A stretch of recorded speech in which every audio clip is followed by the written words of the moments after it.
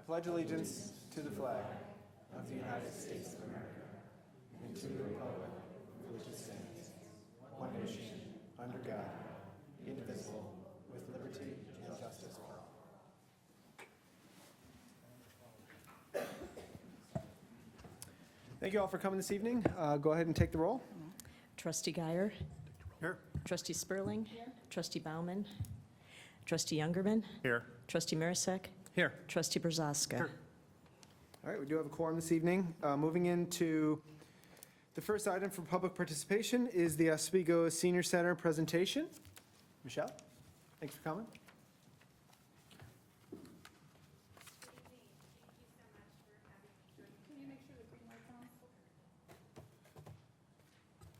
Thank you. That sounds better, right? Yeah. Good evening. Thank you so much for having me join you this evening. Village President, trustees, it's an honor to speak before you. I want to also thank most of you for joining us at our gala just a few weeks ago. It was a successful event. We're super grateful for your support and your participation. So I just wanted to give you an update on all things we have going on. So as the Oswego Land Senior and Community Center, we purchased the old Oswego Police Station in 2002, and we've been running programs for the seniors and the community since that time, and we're growing exponentially. So we do welcome Montgomery residents to our center, so that's why we are Oswego Land and not just Oswego Center. So we are now open Monday through Thursday, 9 a.m. to 4 p.m., and Fridays from 9 a.m. to 1. We have more programs, more services, and more opportunities to interact with seniors in our community. Over the last year, we have seen an increase in attendance as well, while offering more than 49,000 hours of service and seeing over 32,000 people come through our doors. We're super excited to offer programs focusing on health, education, recreation, and more. And we're not done yet. We are currently working with other nonprofit organizations to bring more programs to our center as well, such as Kendall Arts Guild, Fox Valley Hands of Hope, and many others, to expand our services. We're also working with a grant writer, we have hired lobbyists, and we continue to raise even more funds so that we are well underway to raise money for a capital campaign to make some necessary renovations to our building. We'll be adding an elevator, we'll be doing some renovations on our lower level to make the space more comfortable, more user-friendly, and to be able to accommodate more people. To date, we started that capital campaign in May of 2024, and we've raised more than half of our $2.2 million goal through state grants, local dollars, businesses contributing, as well as individuals. So we're excited. We're very, very close to start doing that work.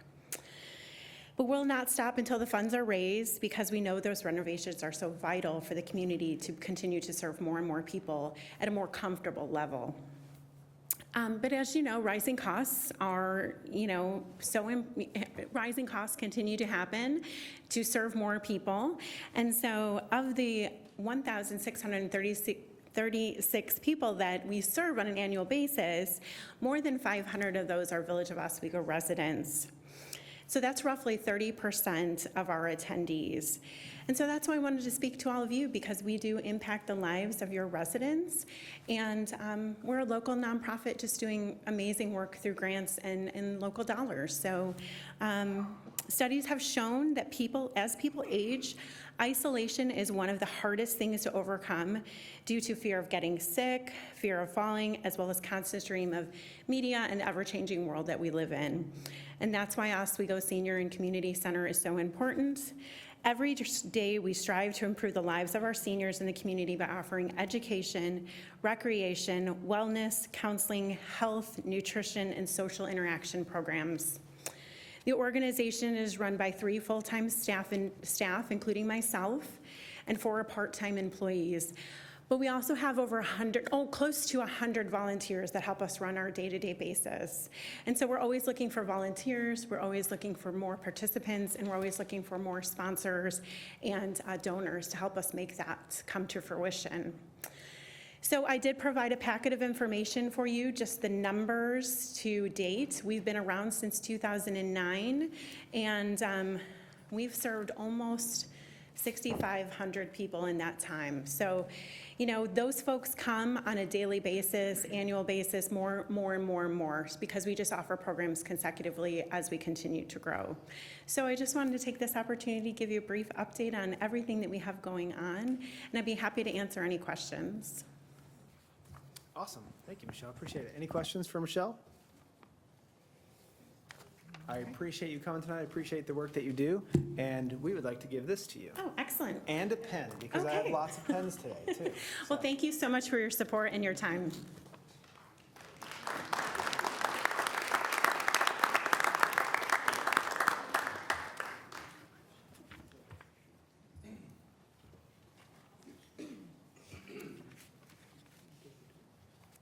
All right, before I move on to the next item, if you were here to make comment, our last item for separate action is public comment. If you would like to make public comment, and I suspect maybe some people do, it is a 2-minute opportunity. If we can pass around a sign-up sheet, just so we can go in order, that would be wonderful. All right, moving on to the next item for public participation is a proclamation for National Social Worker Week.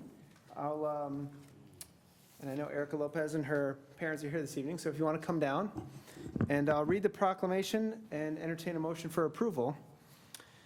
This is for Social Work Month in March of 2025. Whereas people have entered the social work profession for generations because they genuinely care about helping improve the welfare of people, families, communities, and our nation.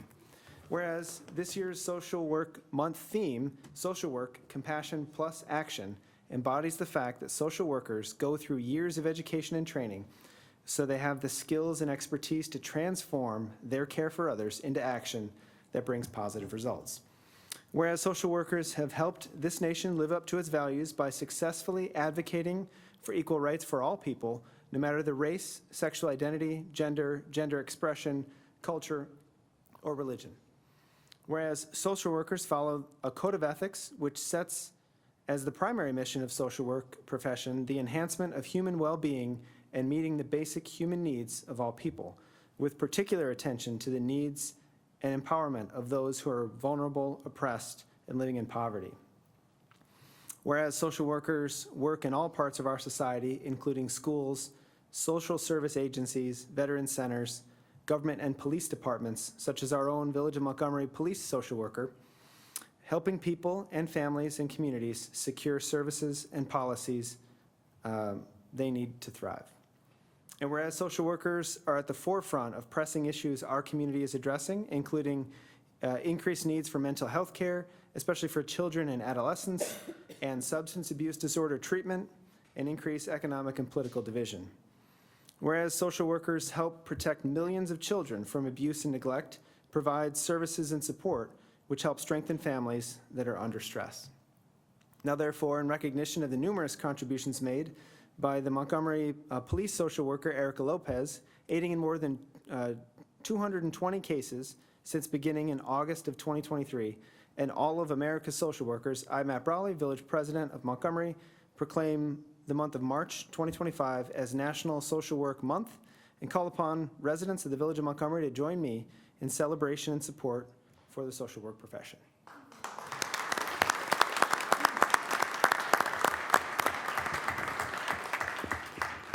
Can I get a motion to approve? Second. All in favor? Aye. Awesome. Thank you. All right, thank you so much. And it does go on, and there's a lot of whereases that we cut out, so you guys are welcome for that. Before I start my kind of like acceptance for the proclamation, I'm going to have my daughter go around and pass out some of the resource cards that we have here in the village to the board. Go ahead. Because if she doesn't have something to pass out, then it's not going to be a good day. So there you guys go. Cookies are always acceptable. I am deeply humbled to stand before you and accept this proclamation that honors the profession of social work. This recognition isn't just for me, but for every dedicated social worker who tirelessly advocates for those who might need a listening ear in a time of challenge, those who bring hope when it may be lost, and those who walk alongside individuals facing abuse, mental health crises, and systematic barriers. The work may not always be glamorous, but the impact we can make on lives is profound. My role here in the village allows me to help people navigate some of the most difficult times in their lives. It enables me to be involved in our community and provides an opportunity to shine a light on officer wellness. I also want to take a second and remind everyone that people are fighting battles that no one knows about. Please take a second to listen and just be there. Be kind. Make it a goal to do something nice for someone this month. It might make more of a difference than you realize. With that said, I accept this proclamation with immense gratitude, and I pledge to continue making a difference in the lives that I serve throughout Montgomery and anywhere else a need may arise. Thank you.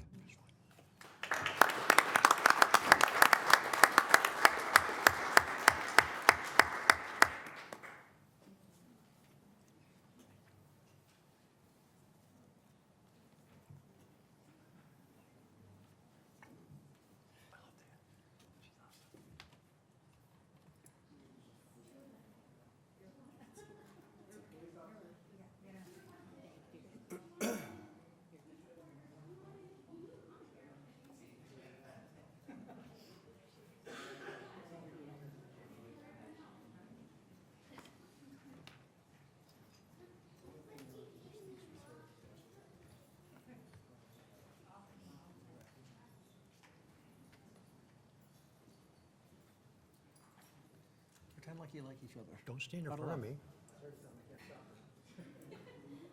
That's a lot of guns.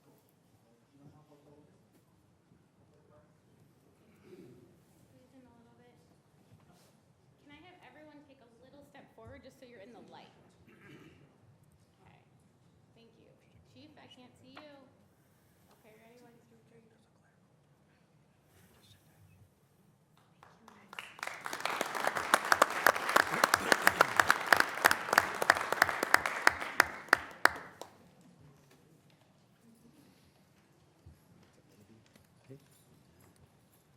Mayor Page.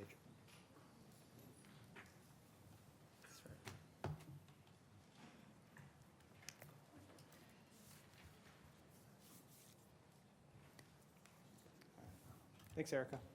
And thank you all for coming. Appreciate it. I know you got places to be, town to keep safe, so if you got to go, we will not be offended. All right, I'll move on to the next item on the agenda, which is public comment.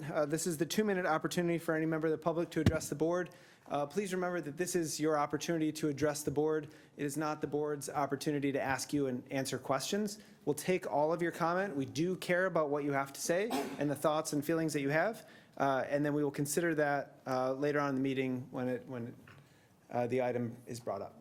So if you don't mind, I would like to read these off in order, and you can start your 2 minutes. So the first one is Jen Hins, and the next one on deck is Brian Peterson.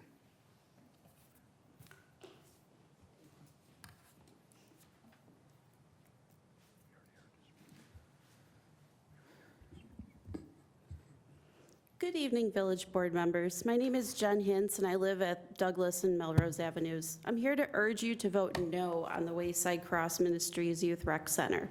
This project threatens the safety and stability of an already struggling area. Our neighborhood has seen many shootings over the years, including the murder of Robert Tickle on Lebanon Avenue, just one street over, and sometimes the shootings are even in broad daylight. The nearby bank has been robbed several times. The traffic is a nightmare with the elementary school at the end of the block. There's accidents, there's burnouts, drag racing, constant loud noises going by at all hours of day and night. This development will only make it worse. Then there's also safety. Wayside Cross has a code of conduct for kids, but doesn't really talk about screening the parents or the visitors. This is the same group that housed Thomas Corcorelis, a member of the Ripper Crew, and 20 sex offenders too close to the park. If they rezone our area for this project, what's next? More dangerous people? We already deal with a lot of homelessness daily. Panhandlers, drunk or unwell people shouting obscenities all day and night, passing out on my lawn, begging at my door. My husband and I spent a fortune on security cameras just to feel safe. This center will only amplify these problems, not solve them. If you have any doubt of how unstable this area is, I would like to take a minute to show you.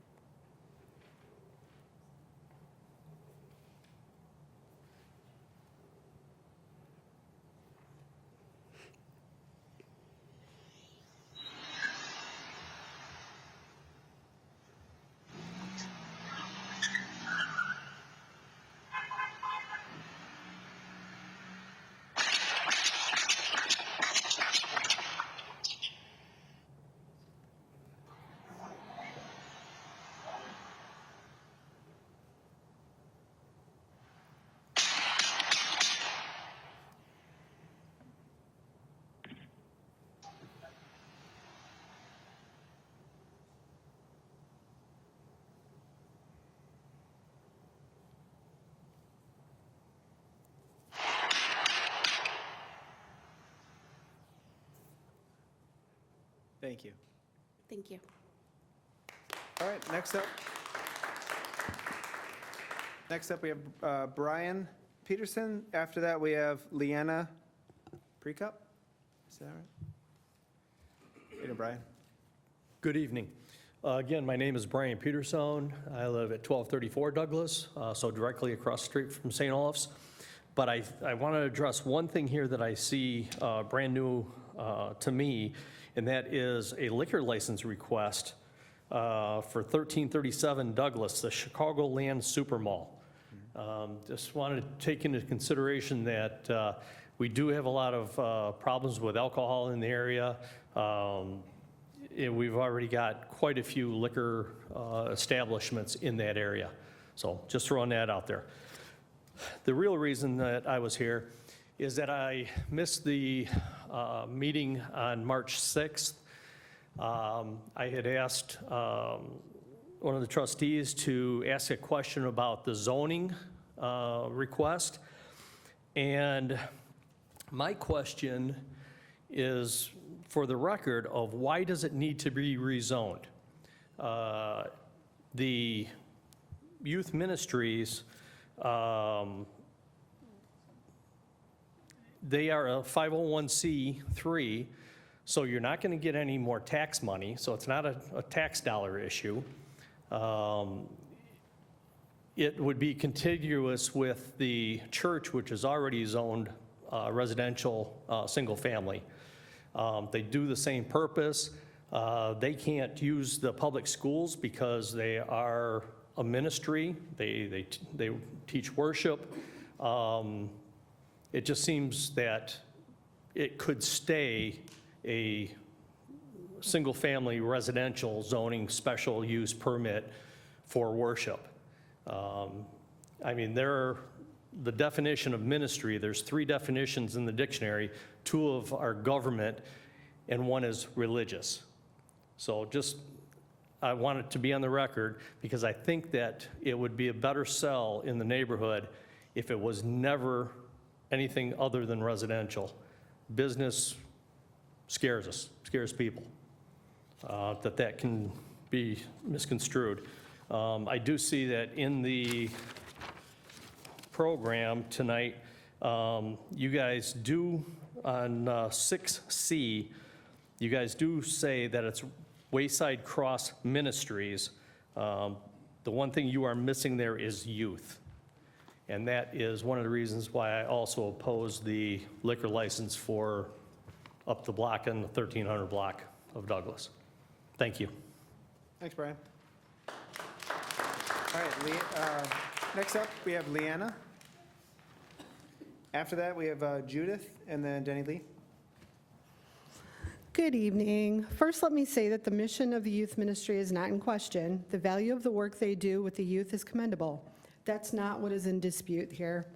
For years, the neighborhood has seen St. Olaf as a good neighbor. The previous pastor, in an effort to fit into the neighborhood and get to know the residents, walked around, met the area families, and handed out tickets to go to a phased barbecue event the church hosted.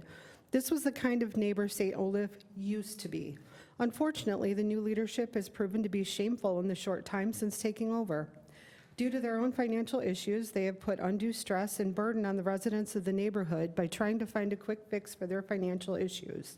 Instead of listing the property they wish to sell on the open market or inquiring with the Park District, they chose to broker a backhanded, under-the-table, hushed agreement with the Wayside Cross Mission.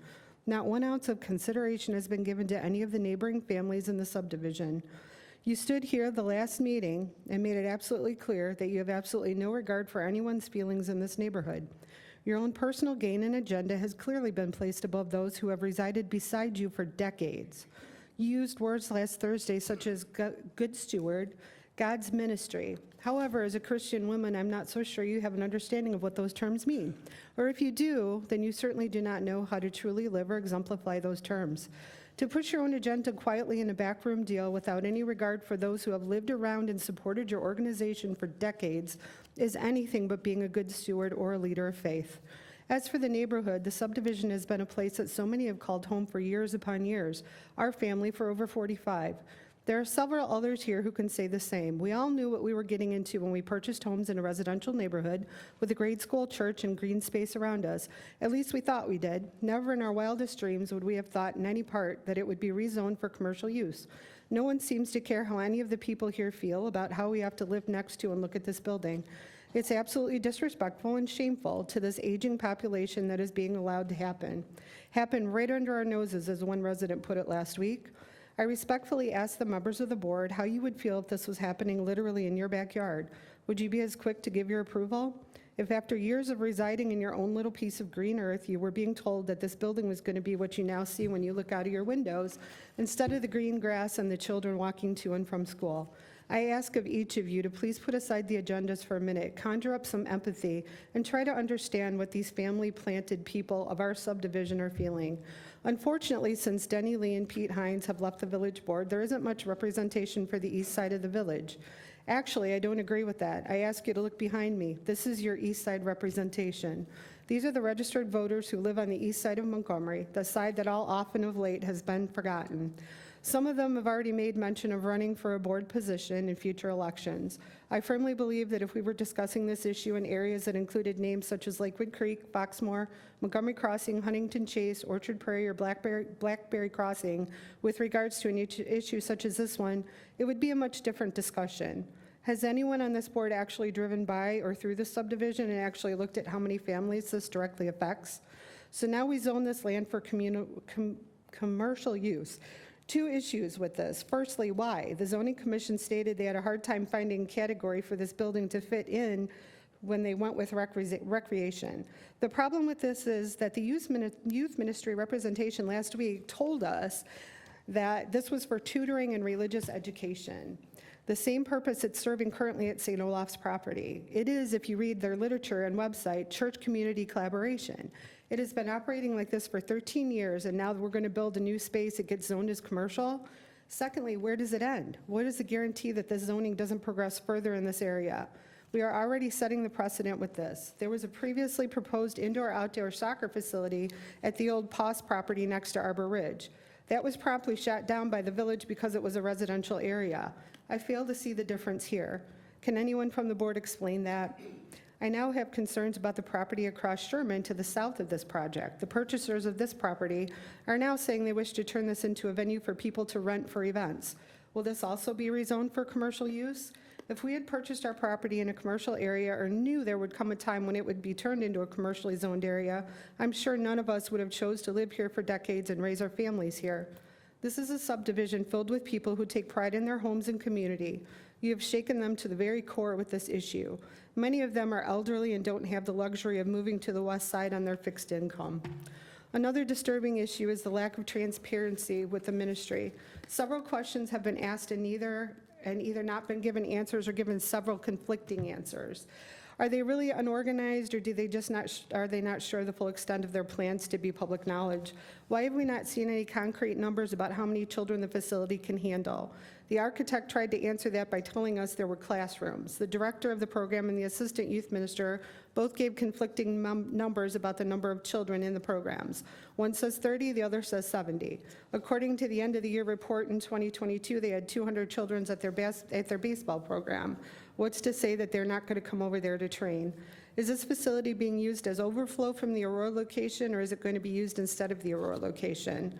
They've also given us hours of operation for summer camp as 12 to 3:30, but when asked if the building would only be used for 3.5 hours a day, the program manager said they would be able to extend the hours of the program and start around 10 instead of 12. That's another discrepancy.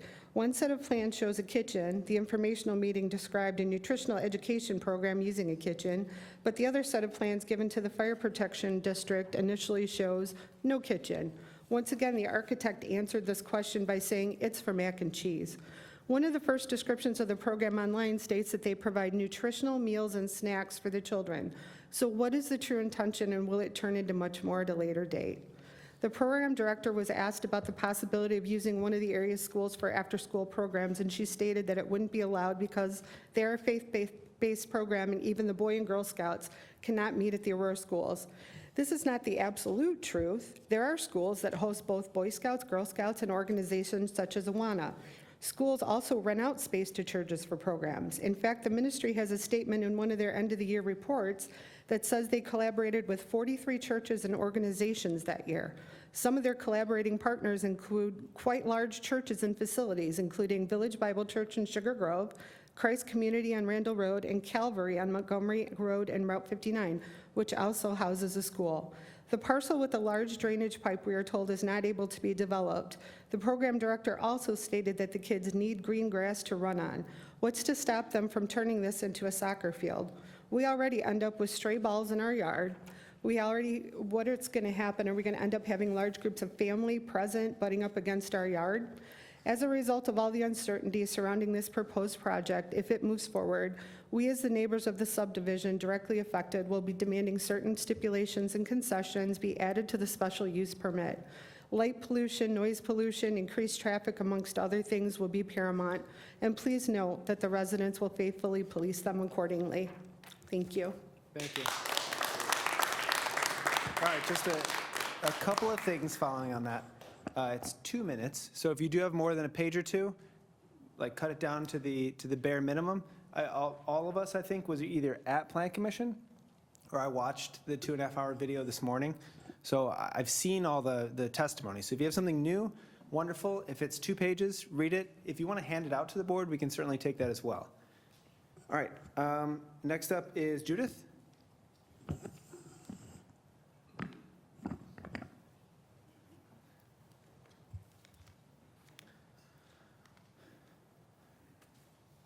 Good evening. My name is Judith Brown. I live at 214 Hartway Court in Montgomery. My property is on the very west side of Krug Field.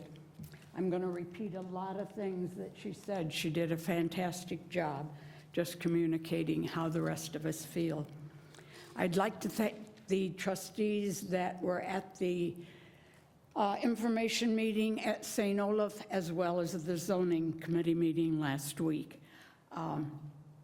I hope the rest of the trustees did their homework, looked at this information, and drove by. This is what I asked the zoning committee to do last week, was drive by. This is residential. It's not business. The ministry, as we have all agreed upon, is a great thing. Keep it what it is. Why do we have to enlarge it? Why does Montgomery and our backyards have to absorb Harkness Center and/or any of the other centers that they use? I agree. There has been conflicting information given to us about the kitchen. First, it's just going to be used for mac and cheese. I can't believe that a building this size is going to just house a residential kitchen. It will be a commercial kitchen. They'll come back to get it rezoned for that. There isn't any name on the drawings that were here last week and have been at the meetings, and I think were in your packets that you received. There's a cross. Again, I can't believe that eventually Wayside Cross Ministries will not be applied to the outside of the building. We were told that there were, at the first meeting, there was a 30-passenger bus and 2 15-passenger vans. At the zoning committee meeting on Thursday night, it was told to us that there were just 2 15-passenger minivans or vans. There is a bus that sits 24/7 at the church property that says Wayside Cross Ministries. As a compassionate person, if I were working there and in the midst of winter or the heat of the summer, a street person came to the door and asked for shelter, I wouldn't turn them away. And I know that that's what's going to happen with this facility. You can't turn the people away. And it's going to be a problem for the police department then, because we as neighbors don't want to absorb that. I hope you consider this, and as homeowners, I asked one question, and for you to think about it, is why did you decide to be a trustee for the Village of Montgomery? I think it's because you care about the village, you care about your backyard. I know as a volunteer on the beautification committee, I care about the village. I care about my neighborhood. Thank you very much. Denny?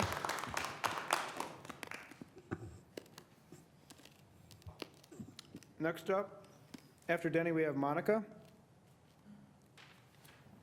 And then we have Edgar Behrens. Ladies and gentlemen, nice to be back. I'm here tonight to speak on the Wayside Cross program. I've worked with this program for over 20 years. This is not a fly-by organization. This is an old organization. I worked at it. I even had brochures with me where I worked with them in 1994. His program director, John, turned it over to Robin years ago. I've known Robin since she was 14 years old.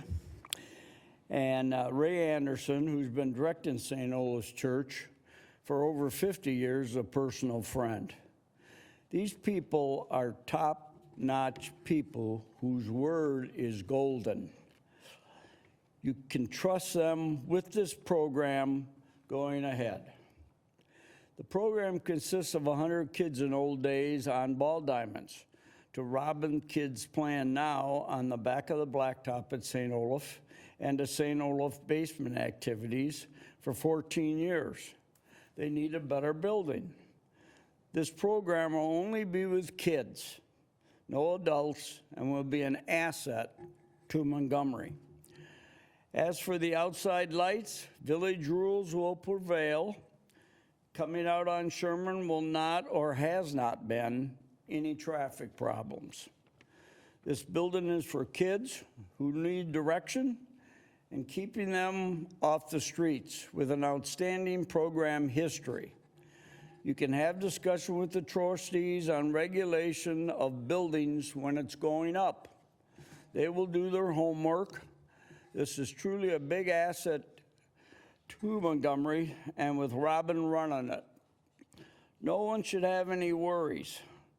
I've been an old, retired 20-year trustee of this village, living in that neighborhood, growing up in that neighborhood. My mother at 100 years is still in that neighborhood. We see no problems in that neighborhood, and I don't have any worries with this program. Thank you, and I'd be glad to talk to anybody outside after the meeting. Thanks, Danny.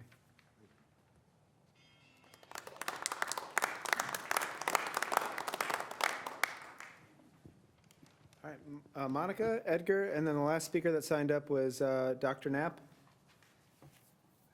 Hi, good evening. Good evening. My name is Monica. I'm at 151 Sherman Avenue. I've always believed the village should support its citizens. I'd like to see that support here back to us. You were meant to be our advocate, so I hope you're listening to what everyone's saying.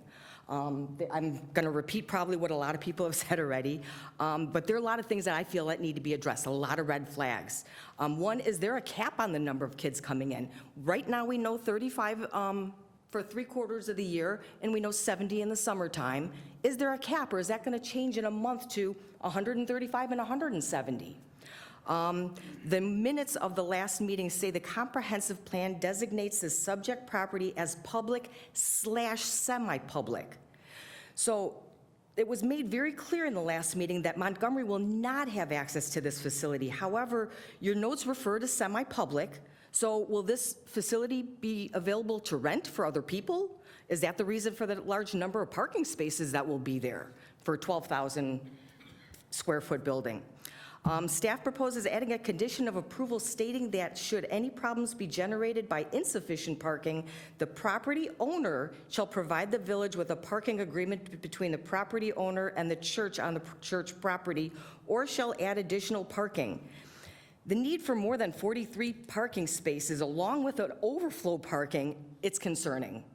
Please clarify what's necessary if there's no additional plans to accommodate more than 35 to 70 kids who are being bussed in, that you require 40-some parking spaces. It doesn't add up.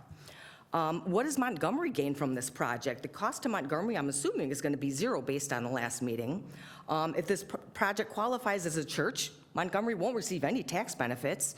The community will only be able to view it, as we were very clearly told midway through the last meeting on Thursday. There's no tax advantage for Montgomery community in establishing the business in the middle of a residential area. Who's benefiting from this construction? I'd like to see complete transparency on who's going to be benefiting. My understanding is St. Olaf is the one that's going to be, because they require it because of funding. That's just what I've heard through grapevine. Does it make sense for a business to be located in the middle of a residential neighborhood if it won't benefit our community? There's several available options in Aurora for establishing a location to support their residents. I have 4 parcels of land in Aurora that I looked up: 1531 New York Street, 2500 Galena, 407 Hill, 801 Claim Street. I also understand there's a worn-out YMCA in Aurora at 460 Garfield that could be fixed up with the amount of money they might spend building a new building. Other locations available in Montgomery: the corner of Foxmore and Wick Way, Lakewood Creek Park, Kennedy and Simpson Parkway, Huntington Chase Park. But I'm sure nobody here would want to see this establishment in their parks either. Explain why such a large complex is being constructed for only 30 kids in the summertime, 3 days a week, 3/4 of the year, and 70 in the summer. It's a very large facility for that number of children, especially they've been doing this at St. Olaf's for, I believe they said, 14 years. We feel that there's going to be other plans in place. It's just the, as other people have said, it's what are you sliding underneath the table that you're not telling us about now? It also stated in the minutes, the petitioners requesting special use for indoor recreation for their youth activity center, which will include instruction, sports, and leagues.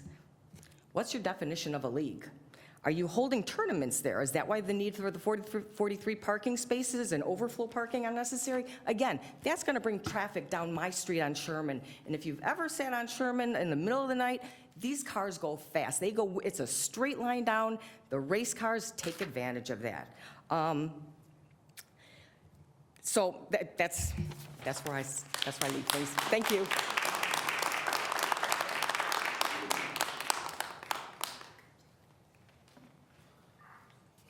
Hi, good evening. My name is Edgar Behrens. I live at 206 Hartway. While I support the efforts and programming of the Wayside Cross Youth Activity Center, I strongly oppose rezoning the proposed site from residential to business. This change is inappropriate for the primarily residential area and would disrupt the neighborhood's harmony. A large commercial structure would harm the community's character and could set a precedent for more business rezoning along the Douglas-Sherman corridor, gradually eroding the residential nature of the area. Most residents choose to live here specifically for the existing green space. Rezoning part of this space to accommodate the Wayside Cross Youth Activity Center would betray the community's trust and is unnecessary given the available alternatives. Traffic congestion is another major concern. The area already faces heavy traffic, and the addition of the Youth Activity Center would worsen this, creating more gridlock at an already congested intersection. This would increase frustration and safety risks for residents and visitors. Wayside Cross has proposed installing stop signs at the intersection of Douglas and Sherman to address the potential traffic increases. However, stop signs are often ignored in this area, making it likely that pedestrians crossing to the center would face serious risk. Adding traffic lights at this intersection would not only cause backups, but also contribute to noise and air pollution as vehicles idle at red lights. These details are often overlooked by those unfamiliar with the area, but are crucial to understanding the negative impacts on residents' quality of life. While the township may view the construction of the activity center as progress, I agree that providing children with opportunities for active play and intellectual engagement is important. However, the proposed location and rezoning would make current residents feel unheard, displaced, and potentially driving families away to seek communities that maintain the qualities this area once promised. The proposed design of the Youth Activity Center also raises concerns. Its size and architectural style clash with the surrounding homes, featuring large, near-windowless walls that give it a stark bunker-like appearance. This design does not complement the neighborhood's aesthetic and is far removed from the prairie style it claims to emulate. The continuous lighting around the structure would also cause light pollution, disrupting the peaceful environment residents currently enjoy. The need to rezone green spaces seems unnecessary given the abundance of vacant lots and unused structures in the area. Many buildings in the Aurora, Montgomery area, including former box stores, remain empty as businesses have failed or relocated. Instead of rezoning a residential area, why not repurpose an existing structure in a commercial zone? These buildings already have parking lots, lighting, and the space for retrofitting classrooms and sports facilities. If the youth activity center were located in a commercial zone or repurposed structure, children participating in the youth center activities could still be bused to the green fields surrounding St. Olaf Church for family picnics and outdoor sports activities they have been enjoying under the urban youth ministry for the past 14 years. This would preserve the community's green space and still allow youth activity participants to enjoy the outdoors without eliminating crucial green space surrounding St. Olaf's. The impact of such a large structure extends beyond the immediate neighbors. While approximately 35 to 40 homes would be directly affected, the broader community's character and cohesion would be disrupted. Preserving the residential nature of this area is essential to maintaining its charm and livability. Instead of pursuing development at the expense of green space and community integrity, I urge consideration of existing structures or vacant lots in already established business-zoned areas to meet the needs of the Youth Activity Center without compromising the well-being of the neighborhood. Thank you.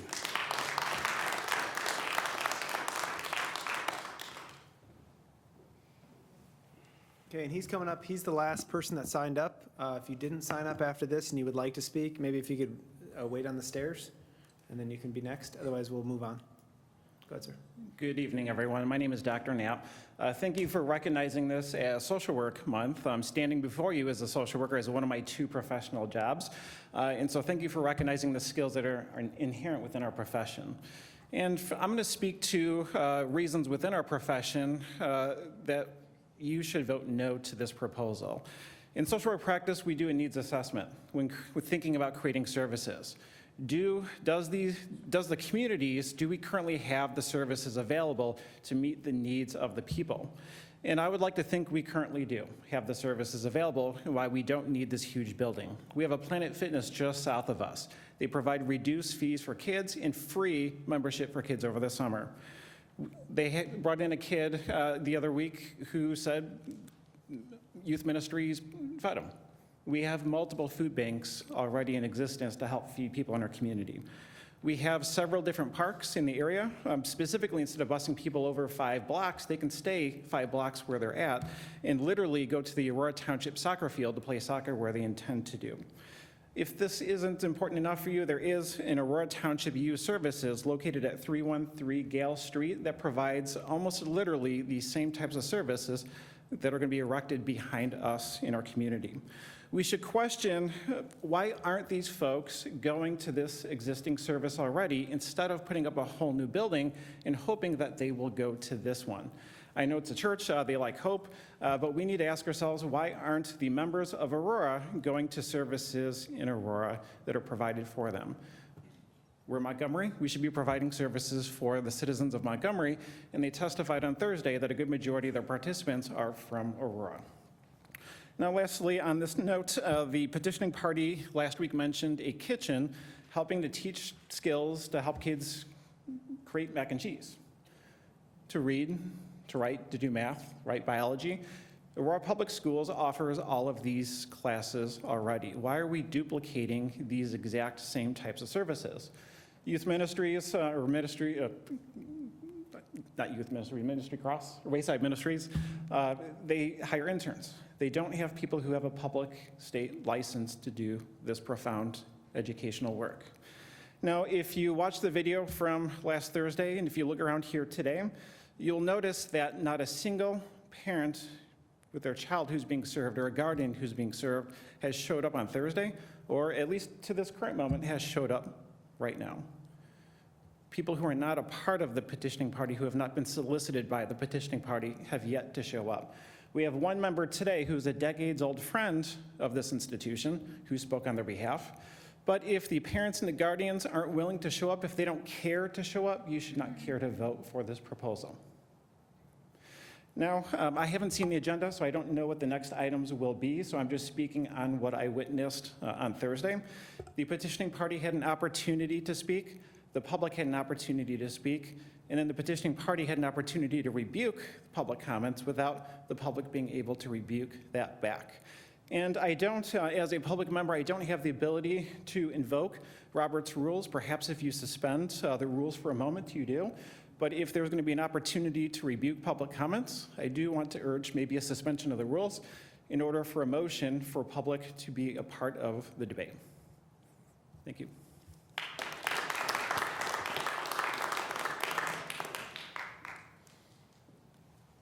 If you could just state your name and address.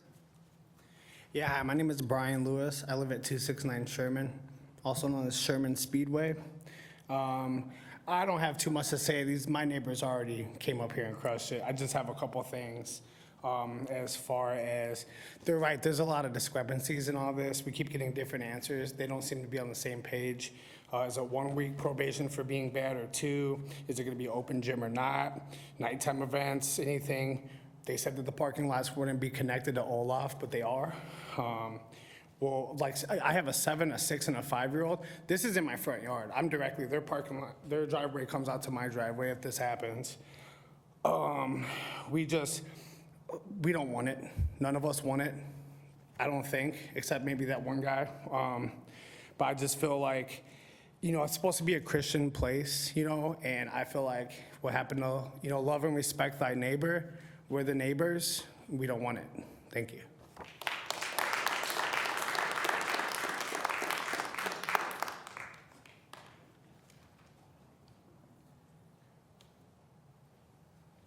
Okay. All right, hearing no other public comment, we'll move on to the items. We will be discussing this later on in the meeting, as I'm sure you're aware. All right, I'll read the consent agenda and then entertain a motion for approval.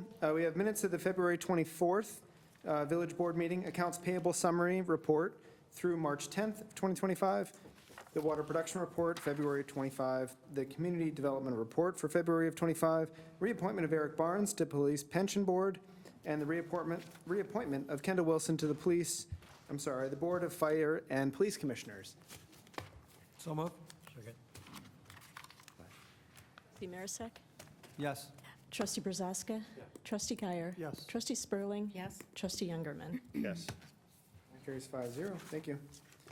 All right, items for separate action tonight. The first one is renewal of an agreement with Kendall County for the provision of demand response transportation. Dr. Dill? Thank you very much. That's okay. We have been a member of CAT, the Kendall Area Transit, since 2018. I've listed for you there the ridership for the last 3 years, full years, and then the current half year. They are looking to renew the agreement. They are looking for an increase in costs. We have paid the same $16,000 a year since we came on. The reason for the increase they're looking is twofold. One, to match increased costs, and two, it gives them more of a match for grants that they can apply for through the state. So they're looking to phase in the increases over 3 years. You can see I've listed them there. And with that, I would answer any questions. Do all municipalities that partake in this pay the same No. rate? Well, I mean, it's based on your population. Got it. Like Do you know it's, who the other members are? I should have asked you this before. Yeah, I don't have the full list, like Oswego's a part of it. So if we're not in it, then our residents do not have this at their disposal? Correct. Okay. So the one comment that I would have before the board has any questions is just knowing from the work with CMAP on the Pace Bus Dial-A-Ride program, they are more expensive than what you might think for dial-a-ride type programs. When you look at CAT in Kendall County specifically and what we are paying there, and it is, it is a sizable sum, this is geared, it's a priority for our disabled individuals and seniors in our community. So I have met with people who are very appreciative that the service exists, because otherwise they don't have a mode of transportation. Can you clarify, were you saying PACE was more expensive than CAT, or CAT is more expensive than PACE? I didn't I don't know understand what you're exactly. saying. I'm just saying that dial-a-ride programs are on a per-ride basis, probably more than what you would think when you do the math here. And you look at what it is per ride, we're, I don't know, would you say $16 a ride or something? It's between 9 and 10. Currently? Yeah, or a little over 10, I guess, depending. Okay. Jennifer's ignoring me, so. We averaged out the usage over the last 3 years for that cost average for fiscal year '26. So that's where it came down in cost to the like $10 roughly. Got it. Okay. Questions or comments? I'll move to approve. Yes. Motion to approve? I already She did. said it, she said it. Move to approve again. Second. Perfect. We nailed that one. All right, go ahead. Trustee Spurling. Yes. Trustee Youngerman. Yes. Trustee Marisak. Yes. Trustee Brazaska. Yes. Trustee Guyer. Yes. That carries 5-0. Thank you. All right, item B is ordinance 2120, adopting the official zoning map of the Village of Montgomery. This is first reading. Yes, per state statute, we're required to update our zoning map annually based on annexations and zoning amendments that have happened during the previous year. This has to be adopted by March 31st, so the map before you reflects all of the zoning and annexations that happened in 2024. And when this is adopted at our next meeting, it will be put on the village website and will serve as our official zoning map. Any opposition to putting this on consent? Perfect. Okay. All right, thank you. We'll move on to the next items. I see C and D. There was 3 public hearings at Plan Commission. There's not 3 separate? We did one combined ordinance, Okay. so it accepts the rezoning, subdivision, variances, and special use. Got it, perfect. Point of clarification for the next meeting, I will be absent from the meeting, we'll be out of the country, but I have no issues with putting on Okay, consent. thank you. All right. Okay, so we're going to move on to item C and D. So this is the Wayside Cross petition. We're going to discuss all of this together. There's no vote that happens tonight. Actually, there will be a vote that's non-binding, but we're not approving anything this evening. This is our discussion on this. We'll do all the conversation at once. There is no public hearing. There's no additional public comment this evening. You can make public comment before the next meeting, just like tonight. But the hope is that some of your questions get answered. I'm sure the board will have questions as well. All right, so item C tonight is recommendation of the Planning and Zoning Commission of PZC 2025-001, preliminary and final subdivision, rezoning, special use, and variances for Wayside Cross Ministries Youth Activity Center. Item D is ordinance 2021, granting a special use and variances and approving a zoning map amendment and a preliminary plat of subdivision for that use. That's first reading. That'll be on at the next meeting. Director Abt? Thank you, President Brawley. We have the petitioners, Wayside Cross Ministries, that are looking to purchase a portion of the St. Olaf property.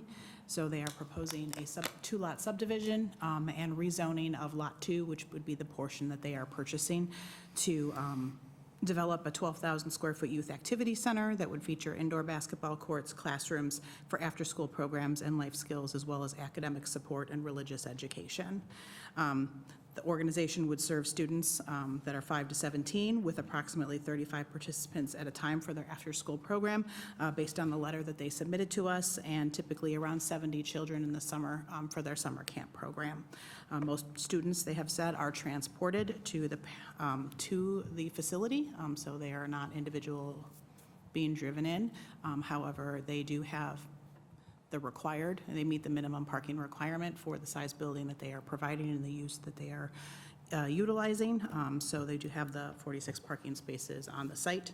One of the conditions of approval would be if programs do expand and they need that there is additional parking, or we begin to get complaints that there is not sufficient parking for their programming, that they would need to either have a shared agreement similar that we do for commercial properties where you have shared parking agreements for additional parking, or they would have to obviously install more parking on their parking space to accommodate whatever the need is at that time.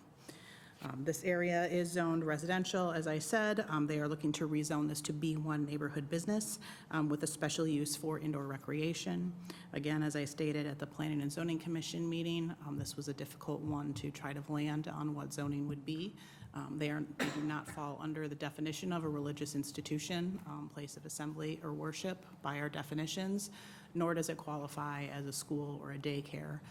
So in trying to figure out what type of use this would qualify as and what the zoning would land on, with it being primarily represented as being a providing the recreational youth activities. We did go, and the leagues, we did go with the indoor recreation use, which is a special use in the B1 district. We chose B1 as where it would need to be rezoned to, because that is the more restrictive of our commercial districts where that type of use would be allowed. They are also requesting some variances due to the irregular shape of the lot. They do not meet our standards for creating a rectangular shaped lot, so they require a variance from our subdivision standards in order to have that L-shaped lot. They also do require some variances for the structure itself, with it being developed at the far west end of the property, where it is out of the way of existing utilities on the site. It does require a variance to be able to exceed the maximum setbacks from Sherman and from Douglas roads, as well as requiring some transparency requirements for the design. With the business districts, we do require 60% transparency for street-facing facades, but with the basketball courts, them not being able to provide that transparency at the first level for safety reasons, they're providing that above the first level, but that does not count towards transparency. So they are trying to meet the intent of it, but not meeting the exact nature of the code, hence the need for the variance along that facade. They're also looking for a reduction in landscape screening requirements along the church parking lot shared property line, as well as the north property line where the building is not. So in that green space area that kind of goes from their entrance drive going east towards Douglas Road, to not be able to not have to require the continuous hedge buffer yard landscaping in that area, as well as with the shared parking lot with the church. Planning and Zoning Commission had the public hearings last Thursday on the 6th. They did recommend approval. They recommended approval with a vote of 4-2 for the subdivision and rezoning. They recommended approval of the special use for indoor recreation, 5-2, and they recommended approval of the variances, 5-2. All of these are with conditions. This includes for the subdivision and rezoning, approval of the final engineering and final plat of subdivision, approval of the variation for the irregularly shaped lot, village board approval of the vacation of right-of-way for extending Elliott Avenue, and then for the special use, obviously we had final approval of landscape plan and photometric plan and engineering plans. Fire district approval and the use of the facility would be restricted to those described in the letter of intent that's in your packet. That's dated February 26th, and that it specifically shall not include any sort of drug rehabilitation, that the use shall be restricted to serving youth that are under the age of 18, and that programming shall end by 7 p.m. Sunday through Thursdays. Additionally, as I said earlier, we are recommending that if any problems stemming from insufficient parking are generated by the use of the facility in the future, that they shall be required to provide additional parking or a shared parking agreement with the neighboring church. And then additionally, for the variations, again, it's staff approval of the landscape, photometric, and engineering plans and fire district approval. So we do have the petitioners here that would like to go over a little bit more about their programming as far as the use goes and how will they be using the site. So I'd like to invite the petitioners to come up and provide that additional information.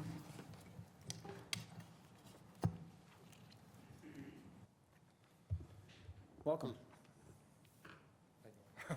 Hello, my name is Chris Dahl. I'm the owner's representative for Wayside Cross Ministries on this project. I'd like to introduce James Rabe, who is a board member of Wayside Cross, who will provide a brief overview of the organization, its mission, and the Urban Youth Ministries program, as well as details about this project. Following that, Robin Sturkle, the program manager for Urban Youth Ministries, will give a short presentation on the program's goals and aspirations, along with the purpose and intended use of this facility. We are happy to address any questions the board may have. We also have representatives from St. Olaf, Silva Architects, and Wolpert Engineering if you have any questions of them. Thank you.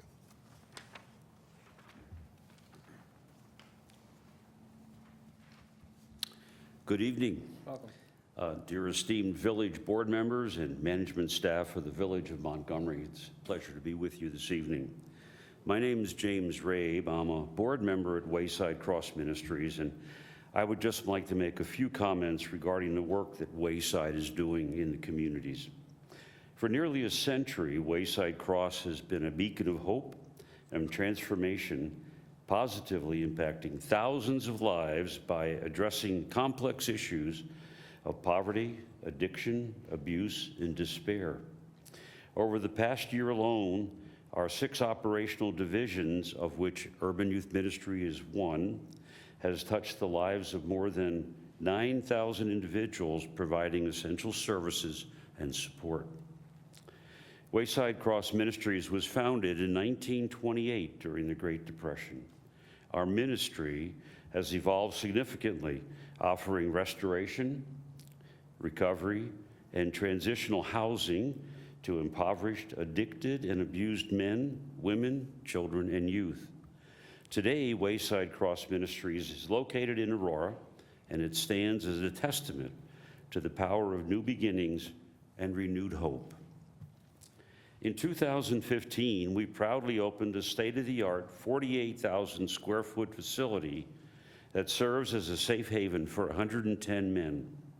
This building, which also houses our corporate offices, is fully debt-free and reflects the financial responsibility, stability, and commitment to be a responsible steward. One of our key divisions, the Urban Youth Ministry, UYM, has been serving our communities for over 30 years. UYM is dedicated to empowering at-risk youth ages 5 through 17 by providing hope and directing through free programs that enhance their physical and educational experiences outside of school. Our mission is to help these young individuals discover and achieve their full God-given potential. We're excited to announce our plans to build this beautiful 13,000 square foot youth center on land currently owned by St. Olaf Church in Montgomery. With the support and approval of the Village of Montgomery, we aim to acquire 4 acres of land and create a facility that will significantly enhance our outreach efforts. This new center will serve hundreds of youth over years from both Montgomery and the Aurora communities, fostering personal growth and development for many years to come. We respectfully request your approval of this project, which we believe will not only benefit our youth, but also enrich the entire community. The Youth Center will stand as a testament to our collective commitment to the well-being of our youth and our young people, and will be built for the glory of God. Thank you for considering our proposal this evening, and we look forward to the opportunity to collaborate with you in building a brighter future for the youth of Montgomery. And I would like to extend, on behalf of James Lukos, the Executive Director, if any of you would like a tour of the Wayside Cross facilities in Aurora, we'd be glad to welcome you and have you come and see some of the work that we do and some of the lives that have been changed. Thank you. Thanks, sir.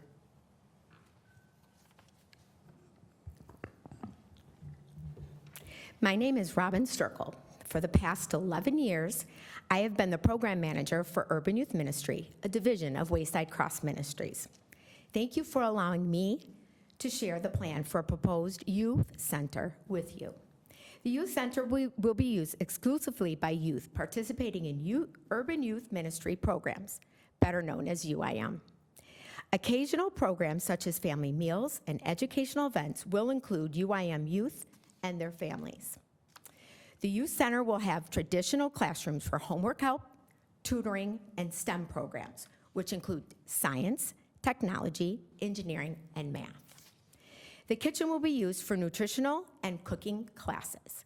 The gymnasium will be used for physical activity and educational leagues, including basketball, volleyball, baseball, and soccer.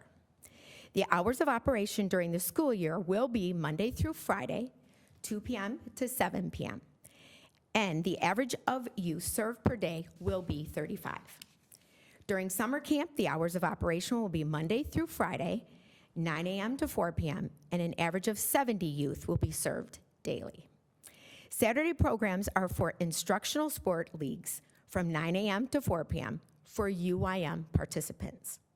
No youth participates in programs at the youth center without a valid registration and permission slip signed by a guardian. UIM maintains a strong working relationship with Aurora Community Police and plans to expand this partnership with Montgomery Police. A metal detector at the main entrance and a camera security system will ensure the safety of UIM youth, its building, and its grounds. All staff and volunteers are required to undergo a background and fingerprinting check. UIM provides transportation to 70% of the youth in its programs. This results in less traffic and safer way for the children to arrive and leave UIM programs. The traffic flow for UIM program is as follows. 1 hour before and one after program hours, an average of 8 staff and volunteers will arrive and leave the center. 2 15-passenger vans will arrive at the beginning of program hours and leave at the end of the programmed hours. A school bus will be used on Fridays for field trips. The traffic flow will be very similar to the last 13 years, with no known ill effects on the nearby community or neighborhood. UIM collaborates with Fox Valley Park District, Fox Valley Park District Foundation, APS STEM Academy, Northern Illinois Food Pantry, Paramount Theater, Dunham Foundation, Child Welfare Society, Juvenile Justice Foundation, and many local churches and individual donors to provide quality programs to its youth at no charge to their families or taxpayers. Can I get a drink of water? Excuse me, I'm sorry.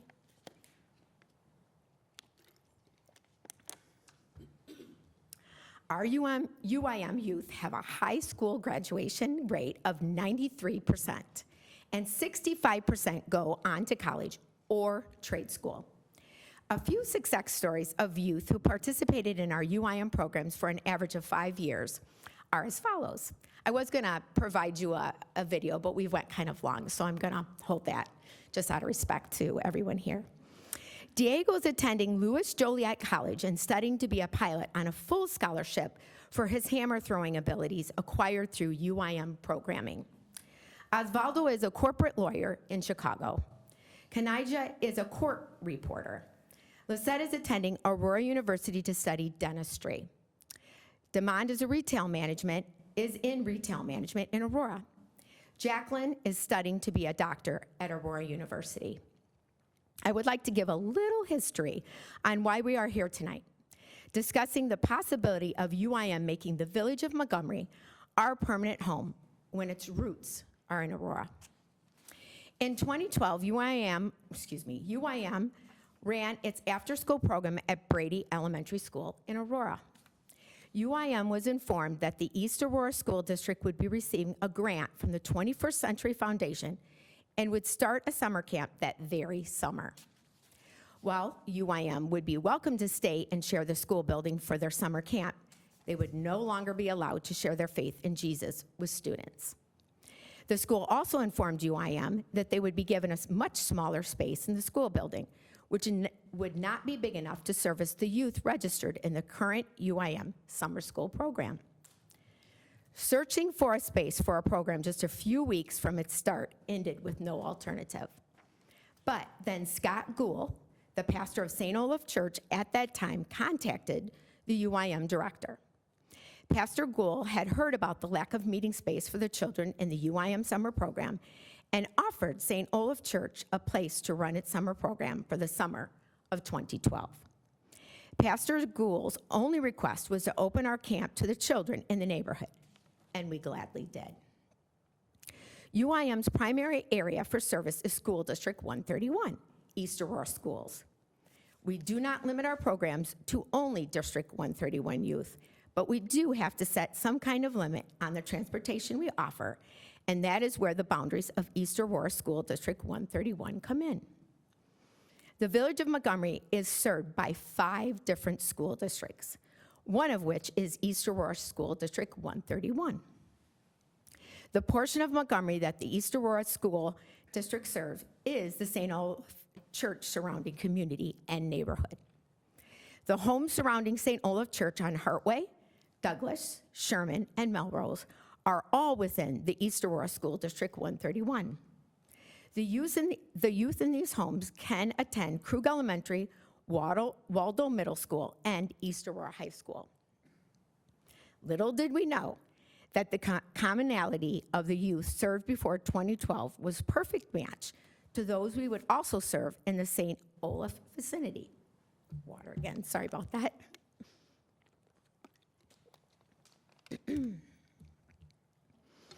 Which is why we have stayed at the St. Olaf location for the past 14 years.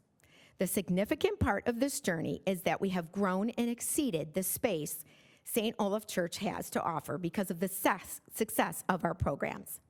This is why we feel the community and neighborhood we serve now, including the St. Olaf Church area, would be greatly served by a building with a gym, educational rooms, and a kitchen. UIM programs will serve all youth who participate with a safe environment where they can grow and become all God has planned for them in their futures, including being responsible, respectful, and productive members of their community in both Montgomery and Aurora. The added perk is that the addition of a flourishing youth center impacts home value just like a flourishing school district does. Adding this building will enhance the vibrant and neighborly community for the wonderful people in the St. Olaf neighborhood and surrounding community. Thank you for letting me present the plans for a new youth center for the Village of Montgomery this evening. Awesome. Thank you. All right, anybody else from the petitioner wishing to speak?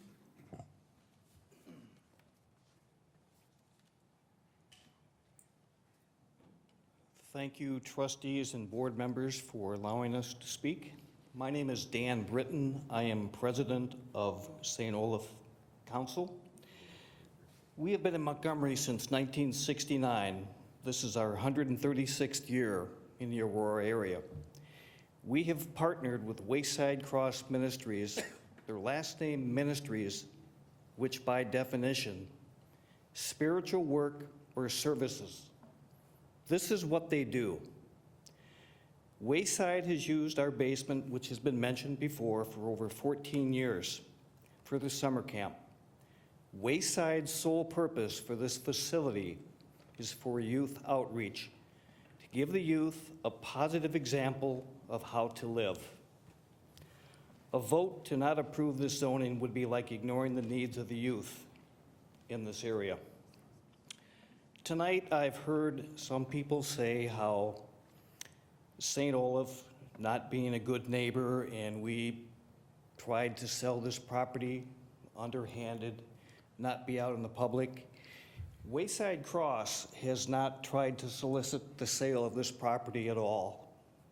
Wayside Cross came to us February, March of last year to our pastor and said, hey, we have this idea, would you guys like to join in with us? And this is when the talk started a year ago, February or March. St. Olaf will continue to work with Wayside in this joint ministry. St. Olaf has always been a good neighbor, and we will continue to do so. Thank you.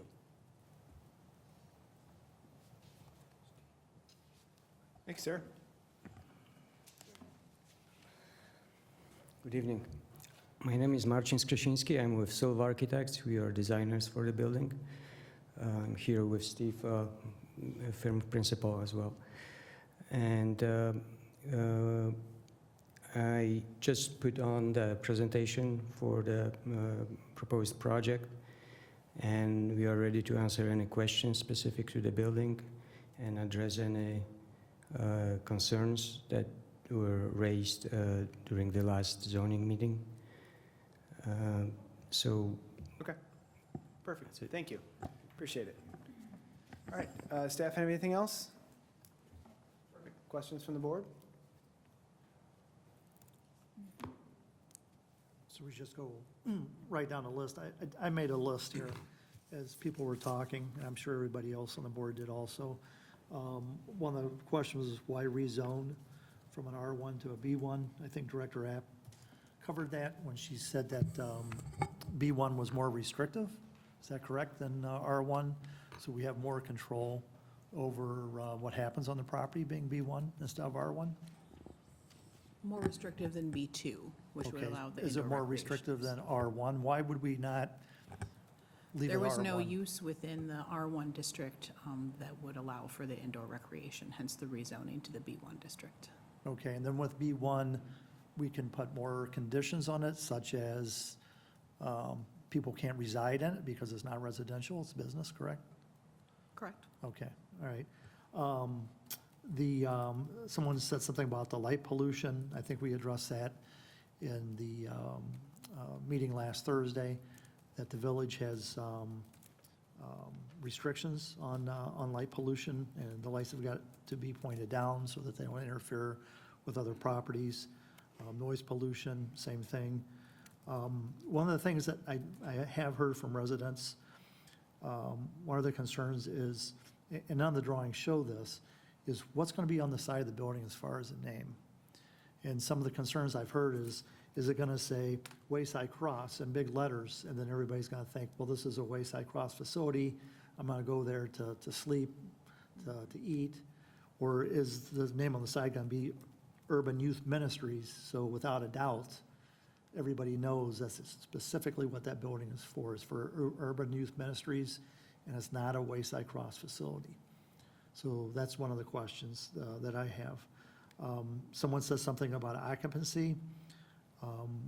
There's a formula that the village uses and the fire department uses for maximum occupancy. And, it's based on square footage and also the number of exits. So that will be determined. The parking requirements, I think Director App went over that. Someone had said something about the basins last Thursday, and they had made the comment that right now that property, when it rains heavily, is standing water, and it continues to be standing water until it eventually soaks into the ground. This project is going to require 2 basins, which are going to be hooked up to the storm sewer system. So it will capture the water in the area. It will retain the water. It will release it slowly to the stormwater system. And that stormwater system eventually goes down to the Fox River. So that should alleviate any issues with standing water or heavy rains in that area. And then someone said something about an open gym too. I don't know if the petitioner had addressed that or not, but from my understanding, you're not going to allow it as an open gym. It's only going to be participants in the UIM ministry, so. Yes, as I stated earlier, it will only be UIM participants, so they have to fill out a permission slip, a registration form. There will be no open gym. That would be unsafe for everyone. Okay. While you're up there, I have a quick question, Dan, while she's up there. Sure. Because you're hitting a lot of my questions. Is there a cap to the number of students either during the school year or during the summer? There really is. So the reason why we need a bigger building isn't so we can service more kids at one time.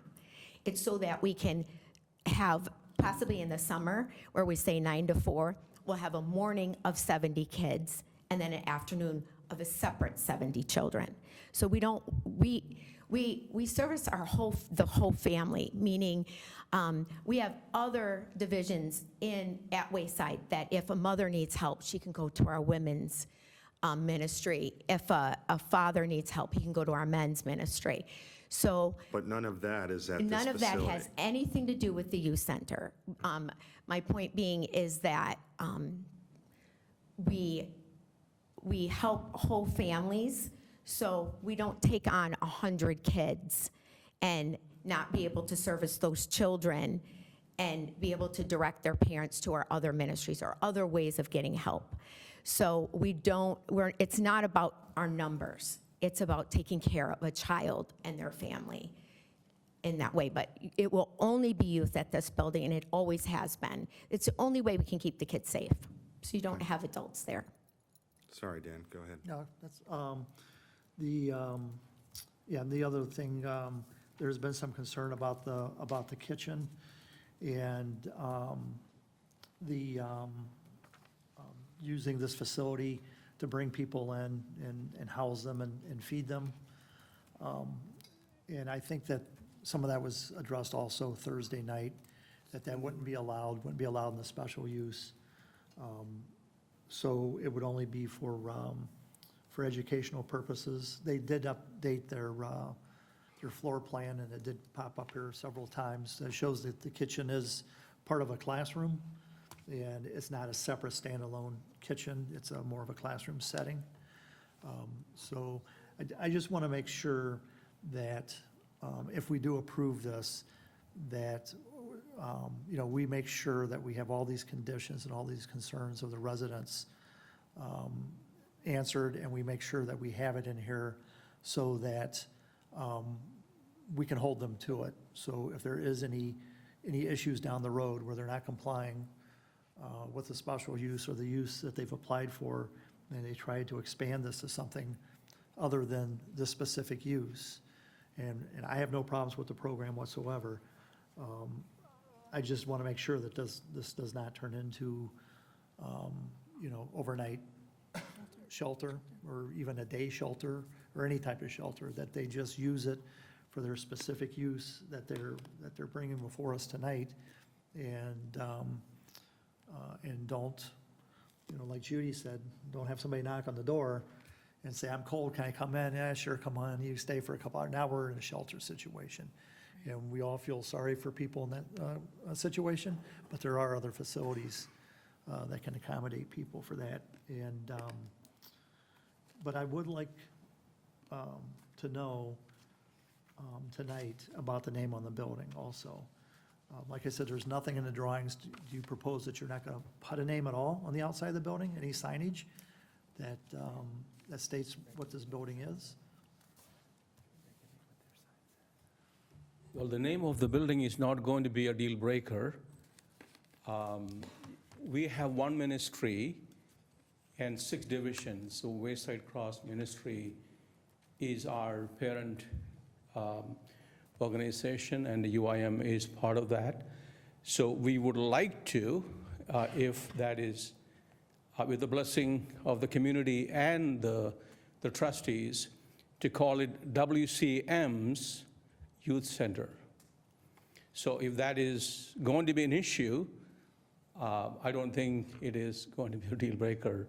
We could just make it UIM Youth Center, or it could be WCM's Youth Center.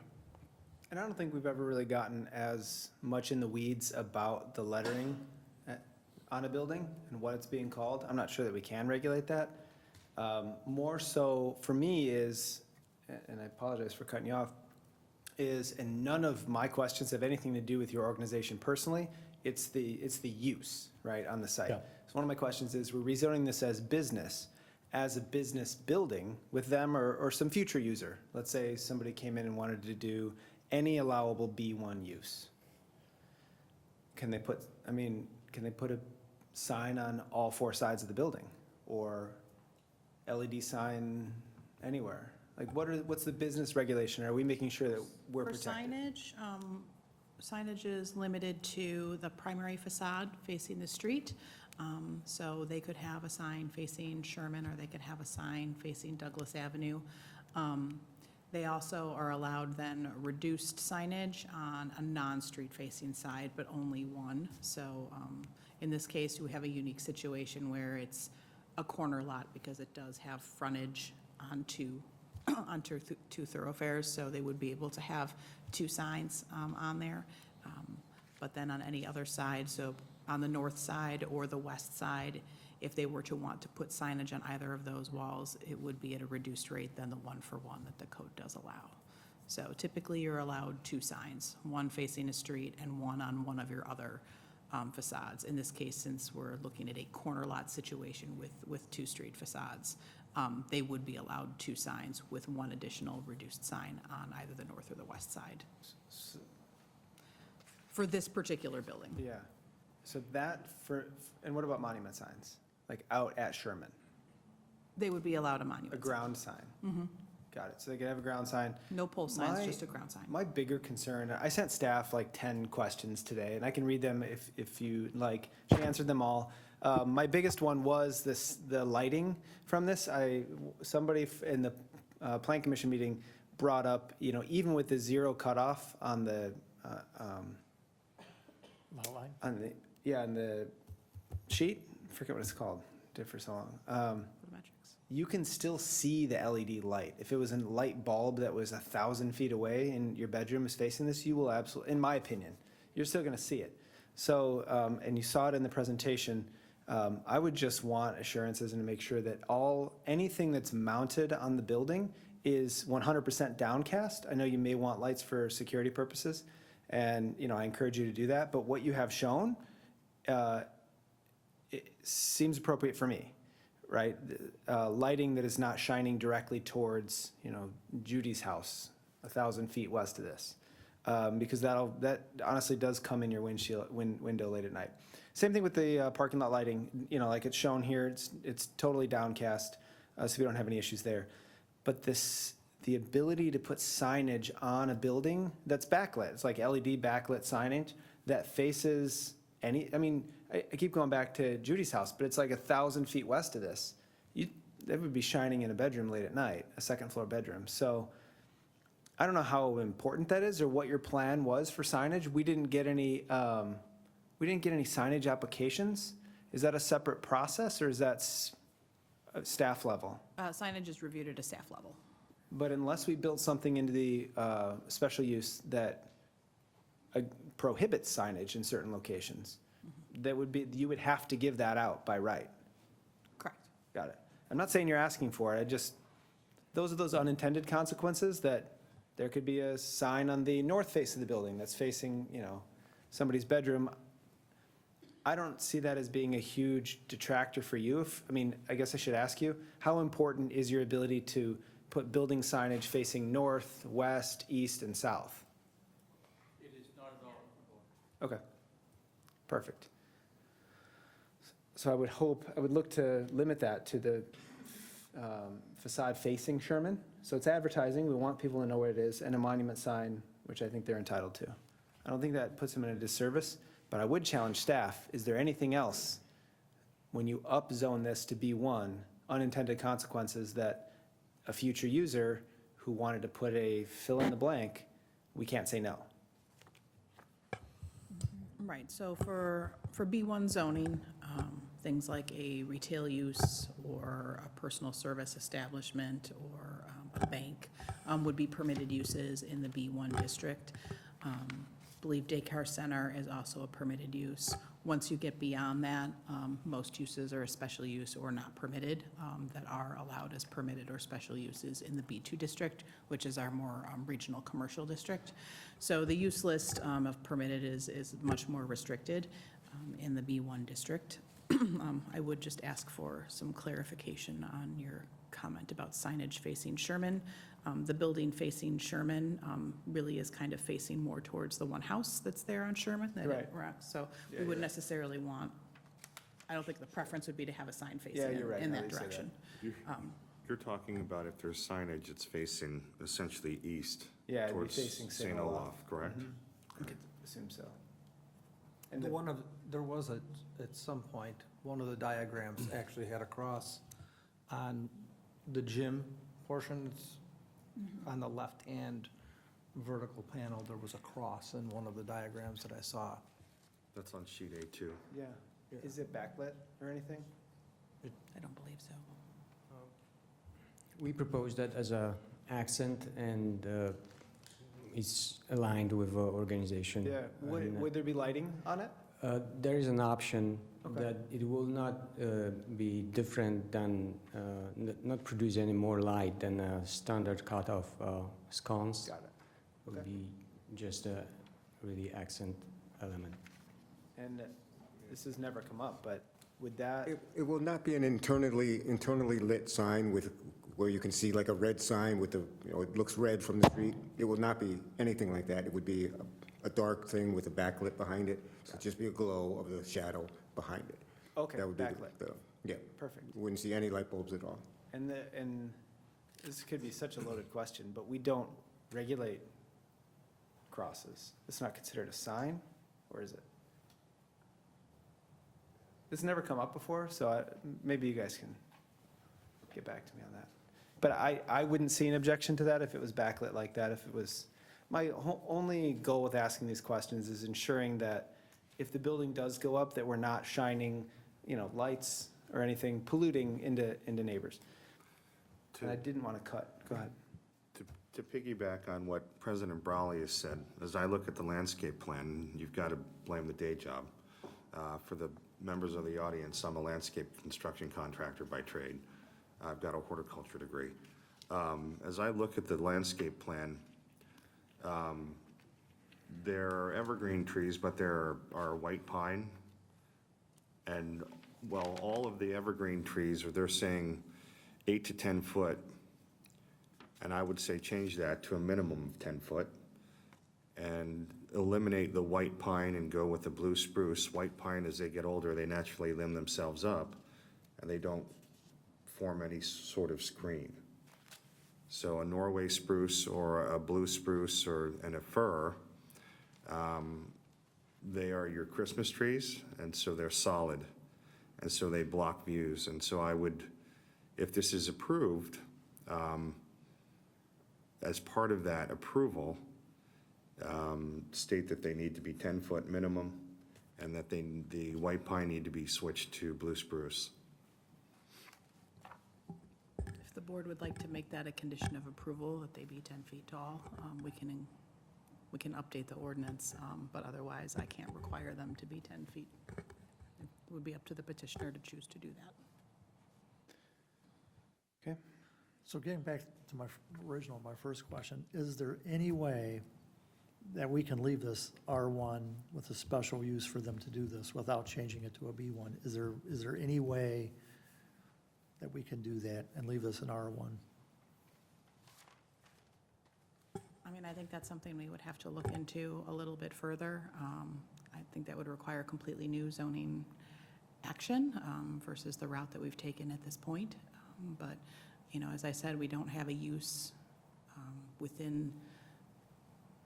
we really don't have a use within our use table that completely encompasses what this youth activity center would be. So I think we would have to be looking at creating a new use and then adding that to our use table and figuring out which districts we would allow that in. And obviously we'd be looking at the R1 district, so. As a special use that would require approval? If that is what the board chooses, yes. We would have to, yeah. So, I think there's two ways to get there. One could be a special use approval with conditions that adequately addresses our concerns to ensure, it's not this user, it would be a future user of this 12,000 square foot building, wouldn't open up, fill in the blank. I don't even want to give one because that's the one that Judy will put in the newspaper. Any future use. The other question is, and I know a lot of the residents brought this up, was, it's 4 acres total that you're purchasing from the church, but the finger along the north, you're purchasing, we're not using that to improve with buildings. I know you mentioned that would be where the kids would recreate. You'd put goals out and bring them back in. There'd be no building on that. And so one of the questions I asked our attorney right before the meeting was, what would prevent you or future user from just selling off that portion to put, a Starbucks or a dry cleaner or whatever? And her response is, I don't know why I feel like I'm speaking for you, is that it's one zoning lot, so we wouldn't actually be able to issue a building permit for a different use on that lot, could we? Is this one lot or 2 lots? Are they subdividing this L shape? No, it's just one. It's just one? lot. So could they apply for a permit for a laundromat off of Douglas? That is an allowable use, and now I did it. You put it out there. Thank you, President Brawley. There is potential. I'll have to read the nuance of the code, but I know in our industrial districts, we do allow more than one principal structure on a lot. I can't remember if that extends to all non-residential districts or if that's just industrial. So there is potential that we could do additional building on that area. I don't necessarily know that this lot could hold more on it. But there is some potential. I'd have to look into that a little bit further. I have a question. Would it be possible to subdivide this property into 2 lots? The property on the north side remaining R1, and only the property with the building and facing Sherman would be business? Yes, so if you want to subdivide the property so that just that far west, north, south portion is 1 lot, and the area to the east of that you're currently showing that makes it L-shaped would stay part of the St. Olaf lot and just have a 2-lot subdivision that way. 3 lots. Yeah, because they're still going to purchase it, just don't rezone it. But it would remain R1 zoning, the lot north of St. Olaf. Yes, but I think we would have to restart our hearing process to go that route. That is not what was published and conveyed. Okay. Go ahead. I think I'm done. Yeah. Teresa? So that was one of my questions, was that long, sort of thinner area to the north, what was going to be done there? So that's strictly just an area where you're going to, yeah, if you would come up again, please, where you would have children out there playing games or whatever the We case can't may have be. any program without an area outside for our kids to play, except for in the winter, we'd be indoors. But we have to have that grassy area, especially in the summer, for them to run and play. And that's our only part outside, basically, that we have. You know, we've Right. got the parking lot, you know, that's not safe for kids to play on when they're running and jumping and playing. So that's it would be really sad if that was ever sold to anything other than that open area for those children. This is youth, and this is safety for the youth, 100%. And they have to, I don't want to be not letting our kids run and play and have to teach them anything. So that's necessary, that area. I totally get it. So, Robin, can you just, because I have a couple questions. I'm sorry. No, that's okay. That's okay, because I want you to, I have a couple more questions for you. Sure. So with using St. Olaf's Church right now, are the children playing in that green area currently? That's exactly where they play. But the residents have seen that kids are out there playing in that green area at this point? Yes, yes. It's not necessarily going to be a new thing, No. other than the building would be the new piece of it. Right. And that area is large. It's a really good size. And there used to be trees. We had a bad storm come through, but behind the homes up there, we used to have several evergreens, but they all got knocked down. But even since then, we don't ever lose any balls anywhere. They don't go close enough. It's so big. Because we still do play. We'll still play on the blacktop of the churches even. So we've got plenty of room. And, and it doesn't bother the residents at all. So when I was out there, I saw that there was a volleyball court that was kind of Yes. across. So there's, that kind of gave me an idea of how far across that is. Right. Okay, that was my question about that. So when you were speaking earlier, talking about you're kind of limiting yourself to the one particular school district, right? For the families you serve. Right. Well, that is for, we say District 131 for transportation. So we don't go out of that area. And we transport children right across Douglas in that neighborhood only because, and I agree with the residents 100%, that Sherman Douglas spot is not a nice intersection. I'd love to see a four-way stop because there is a blind spot coming around that on the hill. So we transport those kids just to keep them safe. And we have some others in that closer neighborhood that we transport. So everybody's not coming from far away. But we stay, District 131, for our after-school program, we pick up all our children after school at the schools, and then we have our program, and then we take them home and drop them off right at their residence. So that's why we have to, if we get kids that come any further that come in, which we can't do it because that's too many children for us. But if Sure. we did, we wouldn't be able to provide them transportation, to keep them safe. Okay. And can you, because I'm going back to this public, semi-public use, it was a little foggy for me. So can you just walk me quickly, for the sake of time? Right. Walk me through, how does a family become one of your clients? How does that work? Yeah, so we started out in schools years ago. We're almost 35 years old. And the principal would say, I have some kids, single mom, they need a safe place after school. That was before we had all the after-school programs. So that's how we got them. And then organically, we get the rest. We don't go out and advertise for our kids to come. They just come to us as families, or a principal will call and say, hey, you know, I've got a mom here that needs their child a safe place for after school. That's how we get our children. And then you just need the guardian to sign off saying they can participate. Yes. And then they become part of, I keep on wanting to say client, but they become part of your participants in your group. And we have a high retention level. So we usually get them when they're younger, and they usually stay with us all the way through high school. So the two young men that spoke on Thursday night, both have been in our program for 8 years. So I've been in this for 11 years. My daughter actually ran this same program for 3 years before me. And I did volunteering with her, and that's how I got into this job. But most, I'm working with seniors now that were in second grade with me in the earlier part. Our retention rate is very high. So it's a very successful program for children to grow up in.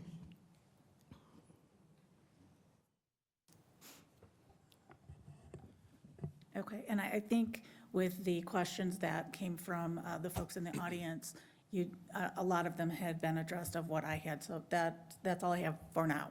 Okay. I'll reserve my right to All come right, back with sure, more questions, so sure. thank you. You're welcome. If I can just state the obvious that hasn't been stated tonight is I appreciate the work that Wayside Cross does in our entire area, in our region, not only for the kids, but for parents.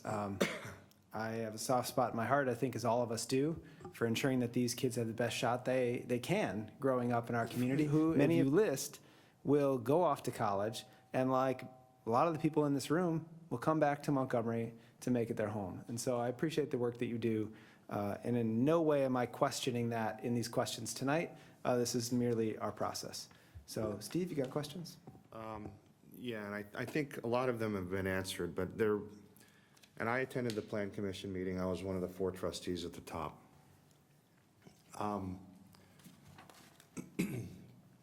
I consistently heard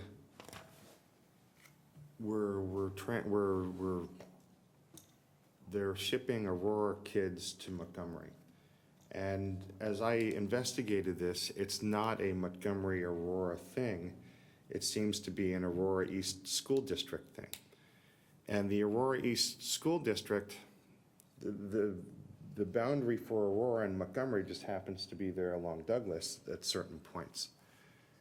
And so I started investigating Krug, and we've been aware that there have been traffic situations with the pickup and drop off at Krug, I think a year or so ago. And I think part of that was that parents picking up and dropping off were treating that roadway as a one-way street, and it wasn't a one-way street, and it was not allowing residents to get in and out of their driveways. And I think, and I'm looking at the chief when I say that, I think that issue's been corrected as far as it's not a one-way, but that doesn't alleviate the traffic issues related to the pickup and drop-off, specifically at Krug. So I investigated Krug, and okay, why this location? Why all of this? And so some of the information I found out about Krug says Rosie Krug Elementary School consistently ranks in the bottom 10 to 15% of Illinois elementary schools, with only 11.3% of students proficient or better in English language arts, and 8.8% of third graders, 5.3% of fourth graders, and 8.9% of math graders proficient or better in mathematics in the 2023-2024 school year. This school also has a high rate of chronic absenteeism, increasing from 6.5% in 2019 to 20 to 24.6% in 23-24. And I'm assuming some of that has to do with COVID and all of those things. Additionally, 73.4% of students qualify for free or reduced priced lunch, and the school has a high percentage of English language learners.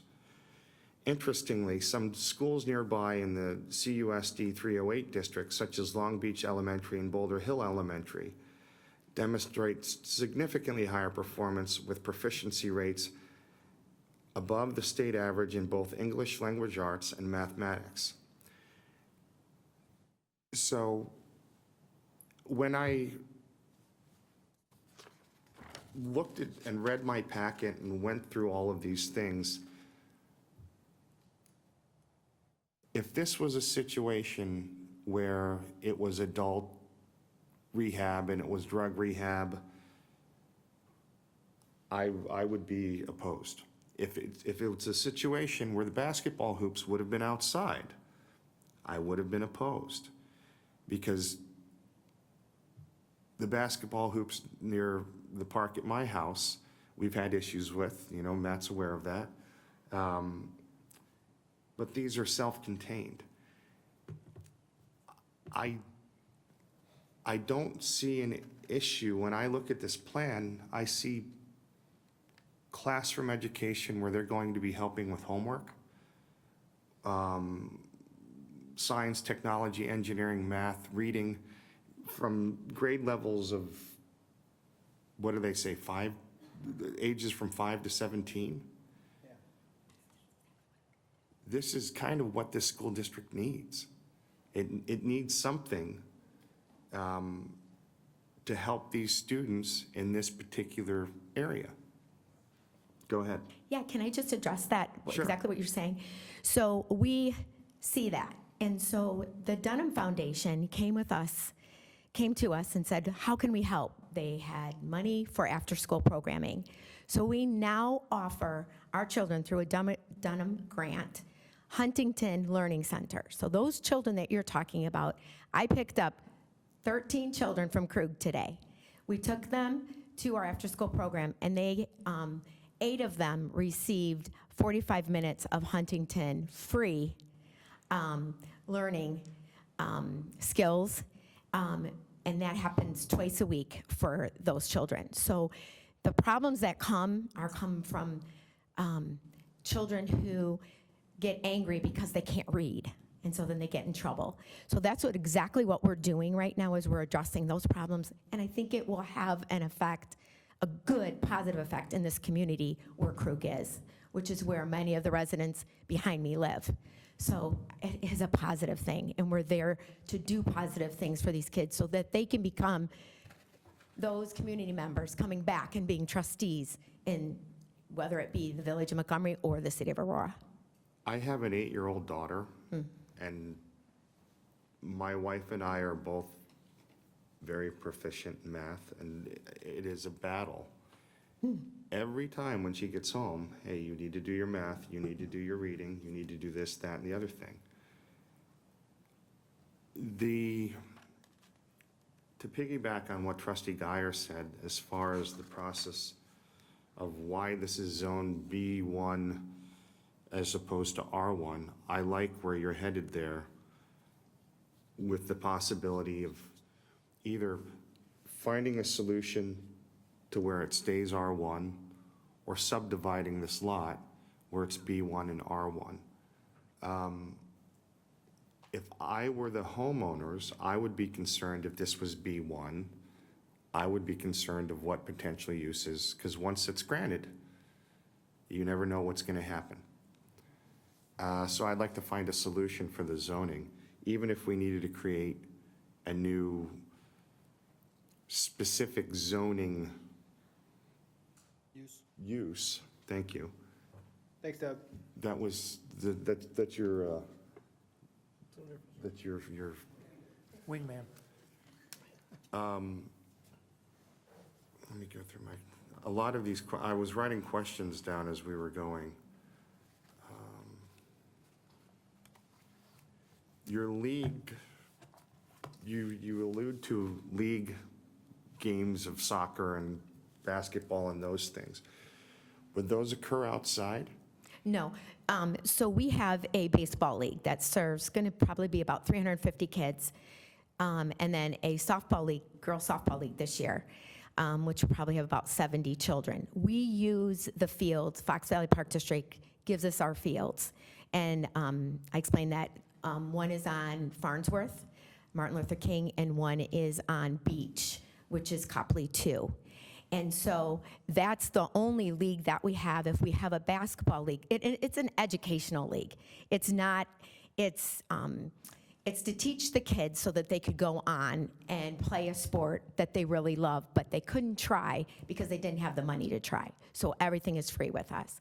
So when I say soccer, I say there'll be a clinic for our UIM kids learning soccer.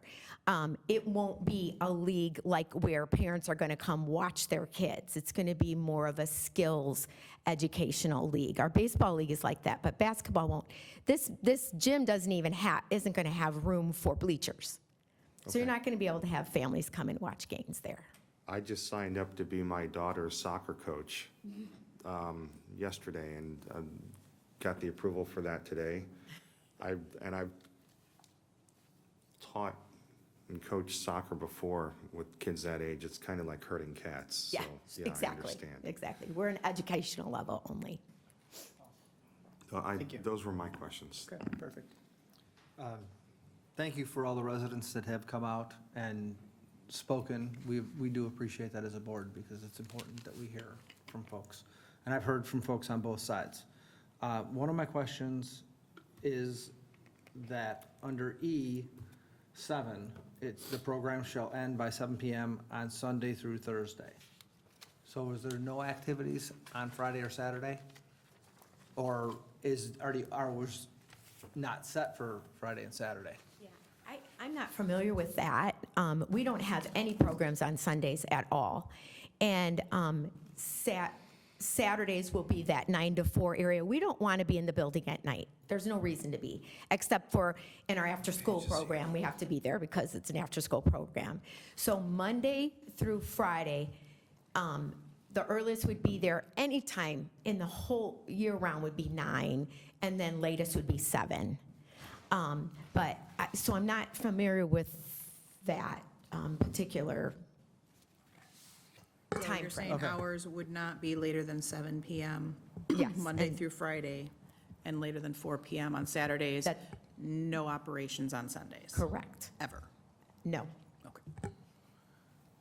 Okay, any chance, because I know residents are concerned, and I know at the planning commission, there was some confusion in some of the things that were being presented. Sure. So I know you do the plays, like where the kids come and at the end of the year or whatever, and the parents. The come end and- of summer camp, they learn a couple Bible stories that they'll do a little play. I just want to get it out there. Is there a chance that that goes beyond 7? No, Just- that, 'cause our again- summer camp, and it's during our summer camp hours when the parents come that very last day of summer camp. Okay, perfect. Just wanted to make sure, because all of a sudden you're having a, Yep. No. summer bash at 10 o'clock at night. Yeah, no. I wasn't invited. So, thank you. That was, my concern was that. And the other concern I had is the stormwater detention, that's just for, it's going to fill with water during rain events, and it's going to drain out. Correct? It's not going to be standing water, there's not going to be ponds there, nobody's trying to fish. Right, our understanding is, they haven't submitted the stormwater report yet, but our understanding is it'll be a wetland basin, so effectively dry, yes. Yeah, fill and drain, fill and drain. Okay. As I look at the drawings for that on the L1, which we've got up here, so those detention basins will be on average 5 to 6 feet deep? Is that what they're showing? If they're each a foot? Okay. Okay. The petitioner's here, so they can comment directly on the type of basin they propose. So that's correct. They're, I believe, 5.5 feet deep They're only going to be wet after a storm event, designed to drain down within 72 hours at a restricted release into the city sewer. So they're shown as blue, but they're really green most of the time. Okay. Could you state your name and company real quick? Ryan Walter with Wolpert. Awesome. Thank you. Yep. And while we're talking about the site, was there any discussion about putting a berm up to kind of put the trees on top of that to get it to 10 feet?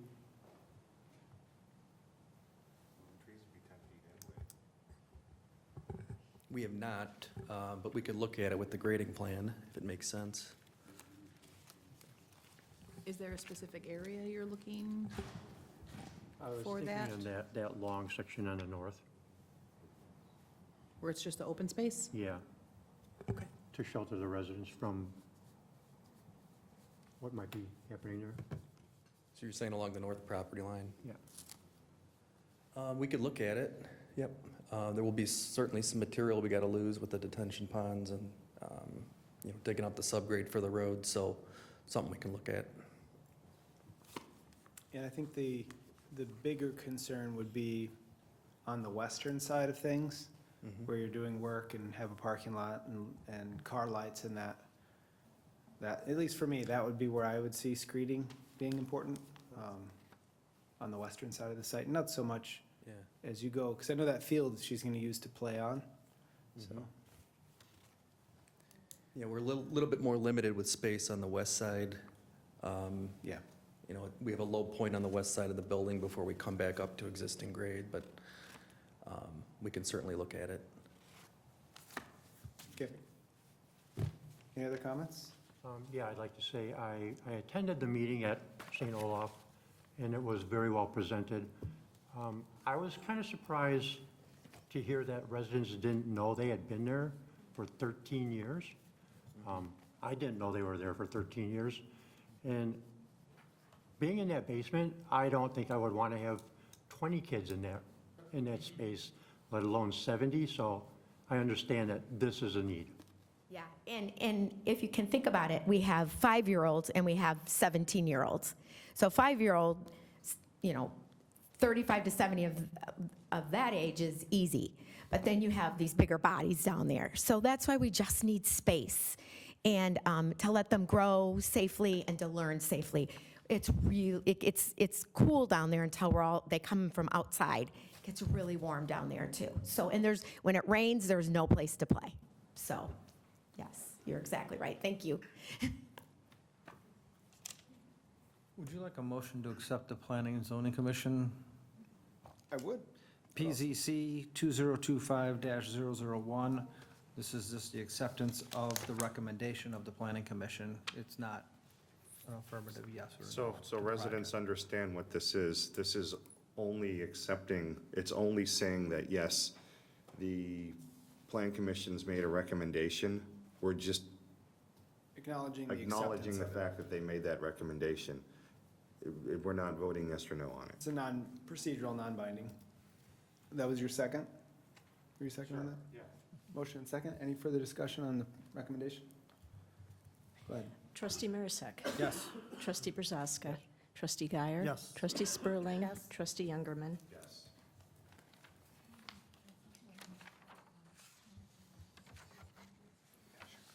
So we don't have any opportunity for public comment this evening, but there will be public comment at the beginning of the next meeting before we take any action on anything. Question is, we'll add this to the next meeting for discussion. Well, we can add it for approval, second reading, but I think the board may have additional questions at that time or clarification depending on what staff comes back with. So we will address this at the next meeting on, whatever it is, 2 weeks from today? 24th. Perfect. Anything else? Any other questions or clarification that you need from staff or the petitioner before then? Okay. Again, I thank you all for coming this evening, sharing your concerns with the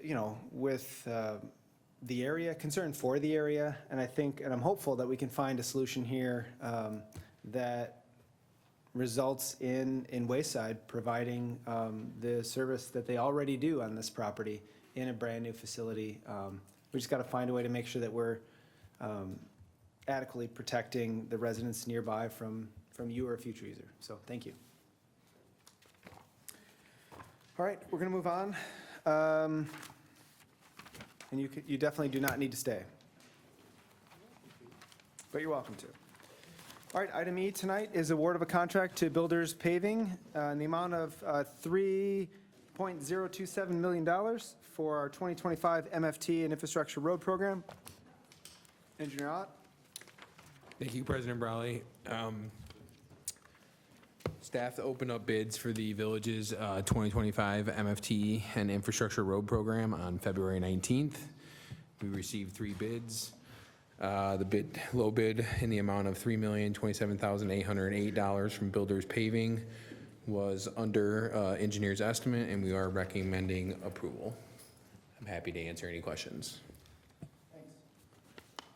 Does this mean we just saved $200,000? Correct. Okay. Thank you for that. Motion to approve. Second. Second by Brazaska. Go ahead, Debbie. Trustee Guyer? Yes. Trustee Spurling? Yes. Trustee Youngerman? Yes. Trustee Marisak? Yes. Trustee Brazaska? Yes. 0, thank you. Item F is Resolution 2025-008 for improvements under the Illinois Highway Code to use MFT funds for 2025 program. This is $2 million. Thank you, President Brawley. The village uses an alternate MFT, non-MFT year. This year is an MFT year, and as part of that, we are budgeting to use $2 million worth of MFT funds to pay for the road program this year, and this is the resolution required to authorize those funds. Happy to answer any questions. Thank you. So moved. Trustee Youngerman? Yes. Trustee Marisak? Yes. Trustee Brazaska? Yes. Trustee Guyer? Yes. Trustee Spurling? Yes. Thank you. Thank you, sir. This carries 5-0. Item G is the 2025 MFT Infrastructure Road Program Construction Engineering Agreement. Director Wolf. Thank you, President Brawley. So this is the PSA with Engineering Enterprises for the construction observation for the project that was just awarded to Builders Asphalt. So if there's any questions from the board, I'm happy to answer them at this time. Motion to approve. Motion? Second. Second? Trustee Guyer? Yes. Trustee Spurling? Yes. Trustee Youngerman? Yes. Trustee Marisak? Yes. Trustee Brazaska? And that carries. I would just like to point out on this item, we did save $88. Solid. Thank you, Steve. You're welcome. Writing it down right now. All right, item H tonight is ordinance, actually, that's going to help for this one. Ordinance 2118, authorizing and providing for the installment purchase agreement for the purpose of paying the cost of the purchasing real and personal property, or both. This is awesome. Essentially, it's the debt certificates 2025 in the amount not to exceed $29.5 million. Staff, go ahead. So this is the second reading of the debt certificate issuance for 2025. This is related again to the DuPage Water Commission transmission line and additional $500,000 for the meter replacement. So there is one modification from the first reading. We did change and update the closing date to March 18th. Everything else remained the same, as well as the terms and the fact that we don't have a prepayment penalty, so we can take these certificates and mature them at any point in time. Got it. And our anticipation is to do that sooner rather is. than later? It is. With what funds? We would issue an additional general obligation, a traditional general obligation alternative revenue source to take this debt certificate out, as well as an issuance of one that we had earlier this fiscal year. Got it, okay. Does the, and we were all in Springfield last week and Yes. talking about, a lot of the agencies were talking about how federal funds for many things are frozen. Is there any indication that our WIFIA loan would be withheld at this point? We have been meeting regularly with the US EPA through the underwriting process. At this point in time, funds have been released through the WIFIA program, so we feel positive that we will anticipate that funding going forward, but it is our anticipation that we aren't going to have our first draw of WIFIA funds until fiscal year 2027, just because we feel that there are lower interest rates that could be gained from doing those traditional general obligation issuances before locking us in. Got it, okay. Perfect. Any other questions? Motion to approve. Trustee Brzezska? Yes. Trustee Guyer? Yes. Trustee Spurling? Yes. Trustee Youngerman? Yes. Trustee Marisak? Yes. Carries 5-0. Thanks, Jen. All right, I tonight is 2119, amending chapters 1, 2, 20 of the Village Code of Ordinances, This is second reading. This is second reading. We did make one modification for second reading. We did add the section amendment to 2041 where it addresses Trustee Guyer's concerns regarding the leaks on private water main, but we did kind of build that out with responsibilities of the owner as well and maintenance. Thank you. I'll make a motion to approve. Second. Trustee Guyer? Yes. Trustee Spurling? Yes. Trustee Youngerman? Yes. Trustee Marisak? Yes. Trustee Brzezska? Yes. Carries 5-0. Thank you. All right, last one is item J, Resolution 2025-007, amending and restating the Village of Montgomery's financial policy. So this is coming up at this point in time. So throughout the budget process, we've been reviewing our financial policies and looking at ways to strengthen the village's financial policies. So we are looking to add a police pension policy as well as the inclusion of the facility and asset management plan, which we will have in our presentation tonight for you with a special treat. So I'm happy to answer any questions should the board have any.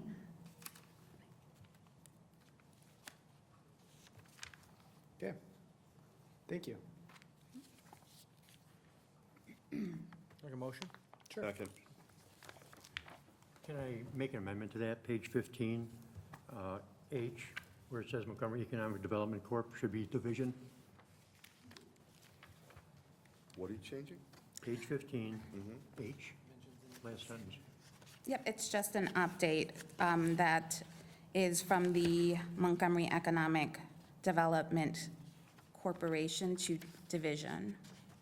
Sure. Good catch. Any objection? Go ahead. Okay. Trustee Marisak? Yes. Trustee Youngerman? I'm sorry. Trustee Brzezska? You're paying attention. Trustee Guyer? Trustee Spurling? Yes. Trustee Youngerman? Yes. Can we take a 2-minute break? Let's do it. 2 minutes.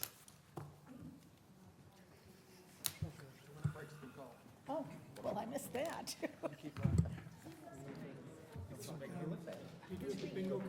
I almost put a jacket on tonight, too. I thought you dressed up a lot tonight, too. Then I saw this guy, and I was like, It's called professionalism. Came out of the office. Some hot I know, right? Man in the. Yeah, I know. Oh, yeah. But, you know what, I wasn't texting Mark about it. Or, seriously, yeah. I didn't realize you don't want to say to Jennifer, riveting financial. It is riveting. Judy, you're leaving? We're going to try to get through all of the slides as quickly and as efficiently as possible.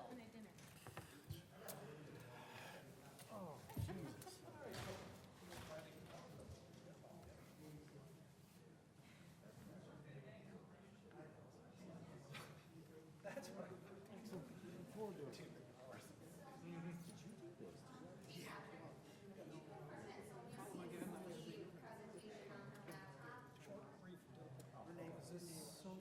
Yes. She does not. Those are 6K and those are. Okay. I just noted it and I was like, maybe. Okay. No. Which I can.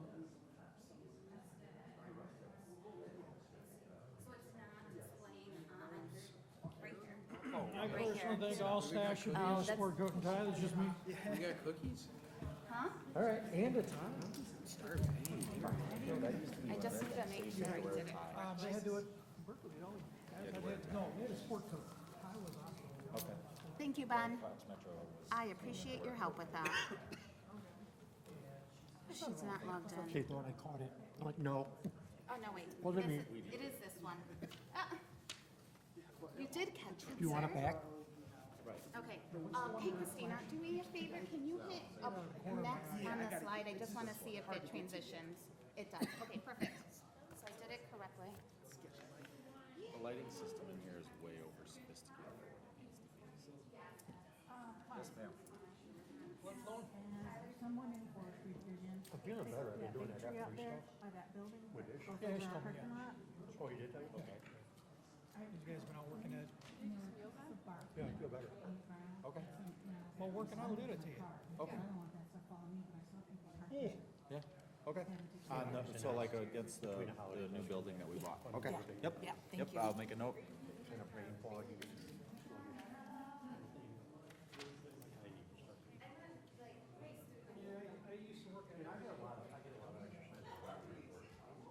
And then we go to the meeting in April?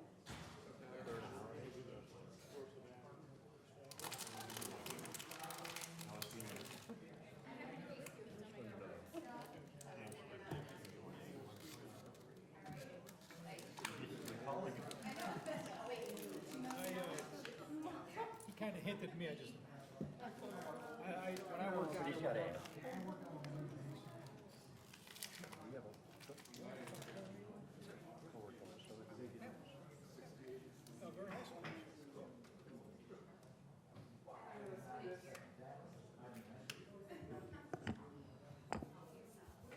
This is what happens when you let them scatter.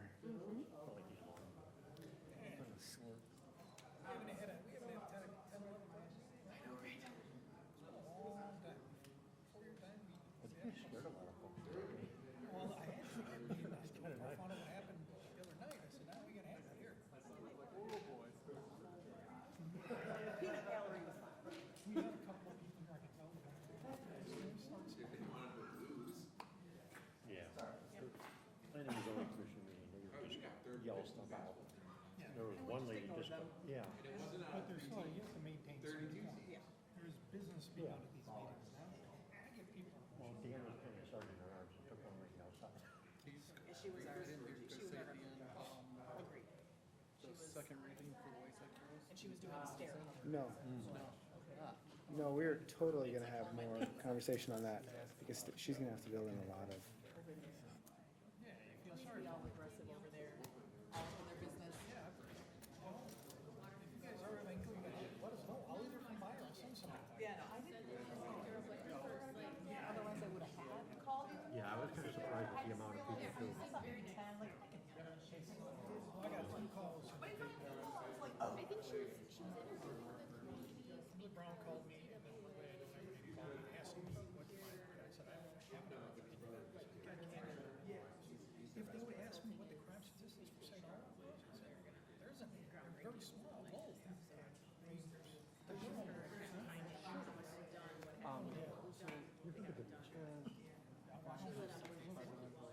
Yeah, like it's a big space. Has a question about where would they do That's something why we've been working on water for 30 years. guarantee that they would sell it Yeah, she was very nice. or something else? And I said, that's a Sonia's attorney question. Yeah, Brandy and I saw. Okay, so, We'll get back to I'll that, tell, so. yeah, so I'll let him, he started at it, and I'm like, yeah, I'm not gonna.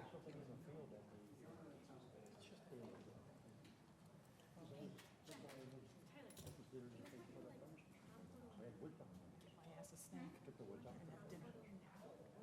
Things change.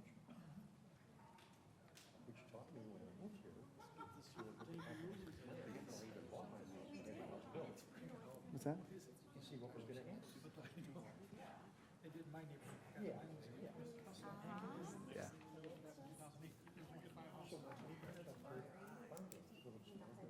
No such thing. But I knew our house was supposed to go back behind my house, and I was okay with that.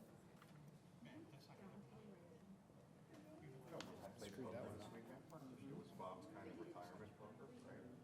Can't blame it. And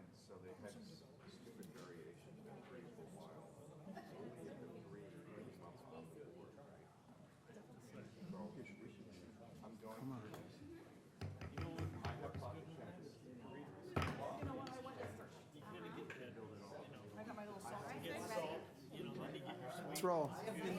I have been sitting on the edge of my seat all day. Hey, Guyer, would you get the door? Dan, would you get the door?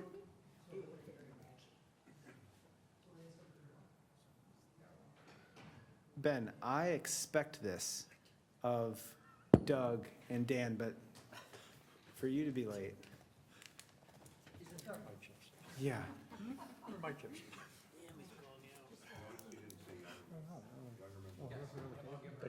Is it, or early as I found out. All right, let's rock and roll. Call meeting back to order. Hit it. All right. Well, we are here for our second presentation of fiscal year '26 annual budget. So tonight, we are going through, apparently not transitioning through slides. And this is not. Apologies, I think I brought up the wrong one after all that time. I want to say sometime in my 12 years, somebody just gave the entire wrong presentation and didn't even notice. Really? Well, I noticed right away. So this is the right one here. Sorry, Sonia, I stopped sharing, but we're just going to move along there. All right, so second presentation. So today we're going over our special revenue and our capital project funds. We also have the final presentation of the enterprise fund scheduled for March 24th. That is the day of our public hearing, as well as the first reading of our budget ordinance, with hopeful approval on April 14th and on that second reading. So tonight, as we go through special revenues, sorry, apparently this computer is not cooperating. There we go. Now we went back too far. Do you notice how they now sneak the PowerPoint presentations? They don't put them in our packet, and they get them before, so. We have to follow along? So with our special revenues, we're looking at about 22 separate funds that the village have considered special revenues. They total collectively about just under $6.1 million on the revenue side. That includes our TIFs and our SSAs, as well as our motor fuel tax, our Montgomery Development Fund. So you'll see our primary revenue source is property taxes of about $3.5 million. Charges for service come in at about 1.5, and that's really related to how the village treats our insurance premiums. And we round out the revenues with intergovernmentals of $1 million, and that is from the state of Illinois, our motor fuel tax allotment that we receive annually. So everyone knows that we use our motor fuel tax every other year, as you just approved one of those items here tonight. On the expense side, so now I don't want to overclick. There we go. Our largest portion is related to contractual services, part of those contracts that were approved tonight as well. Capital outlay rounds out at $3.8 million, which is related to our TIF 2 projects. And then we have about $700,000 worth of transfer outs into our debt service fund related to the issuance of debt from TIF 2 that we did earlier this year. So we issued about $7.2 million earlier this year of TIF bonds. Moving to our capital funds, we have a total budget of $7.2 million roughly across our 4 capital funds. Our largest revenue source there is our non-home rule sales tax, so that's that $4.5 million of intergovernmentals. Charges for service includes our contributions to our vehicle equipment replacement fund, as well as rental income that we get from renting out our water towers and our village facilities. Our $1.2 million in other sales tax is generated primarily from municipal utility taxes, so taxes that residents pay on their electric and natural gas bills is one of our funding sources for capital. On the expenditure side, you'll see a total budget of just under that $6.8 million. We see expenditures, contractual services coming in about $4.4 million, capital outlay at that 1.2, and then that other funding is our transfer to debt service for our public works facility. So I know that's all of the number pieces, but now we hit some of the highlights, and we're getting really close to the best part of this presentation. So these slides are going to look familiar. Many of them are from the previous presentation. So we do have that new strategic plan that we're aligning the budget with. So we have those 6 new initiatives. We won't go through all of those slides today. We are going to touch upon the ones that are related to special revenues and capital funds and some of the tasks that are addressing some of those items. So moving on, when we look at promoting civic engagement, we're going to look at that fostering civic pride item. So part of our program includes the entryway signs. So that's a 5-year entryway sign program. We are currently in year 3 for fiscal year 26. So we will see the beautiful installation of this sign over at Orchard and Jericho. It'll be there to greet residents and visitors alike. And our next one is developing infrastructure and facilities and resources. 2 items that we're addressing is the investment or continued investment in our public infrastructure, and then ensuring maintenance and enhancements of facilities. As you heard earlier tonight, we are continuing our road program using about $2 million of MFT funds to address street repairs, and then we have the status quo $100,000 roughly for salt purchases. Our IRP fund has a total budget of that $4.6 million. So residents in those green shaded area, again, it was in one of the items from the agenda earlier tonight. Those are the residents that can anticipate some level of disturbance in their commute in the coming year. So these are the list of roads that we will be touching this year, from Big Bend all the way down to, I believe it's White Sands. So if residents are interested to see if their streets are affected, we can have this information on the village's website so that they can double check. And another wonderful project we have going on is related to our TIF2 fund. So we have total expenditures of roughly $5.3 million. Some of these items have already begun. We've already done design engineering on some of them, but you'll see that Alcott Road widening, the Nell Road extension, the overflow improvements that we've spoken about at length at previous meetings, as well as a water main replacement. So moving into our capital improvement fund, this is really the jewel of tonight's presentation. So I have had the pleasure of working with Tyler, the Buildings and Facilities Supervisor, over the last year as we've developed this new program for the village. So you'll see that we have a recommended budget of $2.1 million, but it's not going to be me that presents this program tonight. It's going to be Tyler. So if you can help me welcome Tyler. How's it going? Thank you, Director Maluski. Good evening, President Brawley, members of the village board, staff. I am here to talk about the new comprehensive facility and asset management plan. Sorry.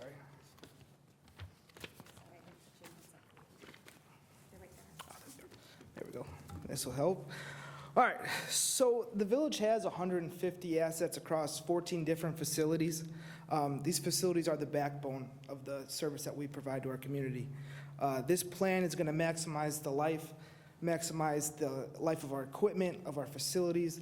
It's going to ensure that we are meeting our safety and compliance. It's going to improve long-term planning and financial stability, and it's also going to ensure that we're staying efficient and hitting our long-term sustainability goals. So if we go and look here at the first building on our slide, it's going to be the Village Hall. The Village Hall was constructed in 2008, and it's reaching that 20-year mark where we're seeing that we need to make pretty big investments in the facility. I know for one fact, this boardroom, it's behind the times on technology, the lighting system, the AV system. It's due for some capital investment. The second one is the new Public Works facility. Great facility, but that's not going to be missed. We are going to account for every asset to make sure we are hitting those long-term goals, making sure we're keeping track of all those assets. And there was some stuff that got nixed out of the construction that will be added into this asset plan. Then we have the police department. The police department kind of is the one that stemmed this whole plan. It was constructed in 2006. It's 20 years old. It houses all of the police department staff. We have made some small capital improvements to it, including some lobby flooring, the main corridor flooring, and we moved the records division from the original records office into the 911 dispatch center, which was sitting empty for the last, I think, 15 years or so. And we've also made some upgrades to the HVAC equipment. So you might ask, how did you come up with this plan? How did it start? First, we went through all village facilities with a fine-tooth comb, identified assets that we feel that need to be tracked, and we thoroughly evaluated them, and we were really following the condition, the functionality, and what the performance of those assets were.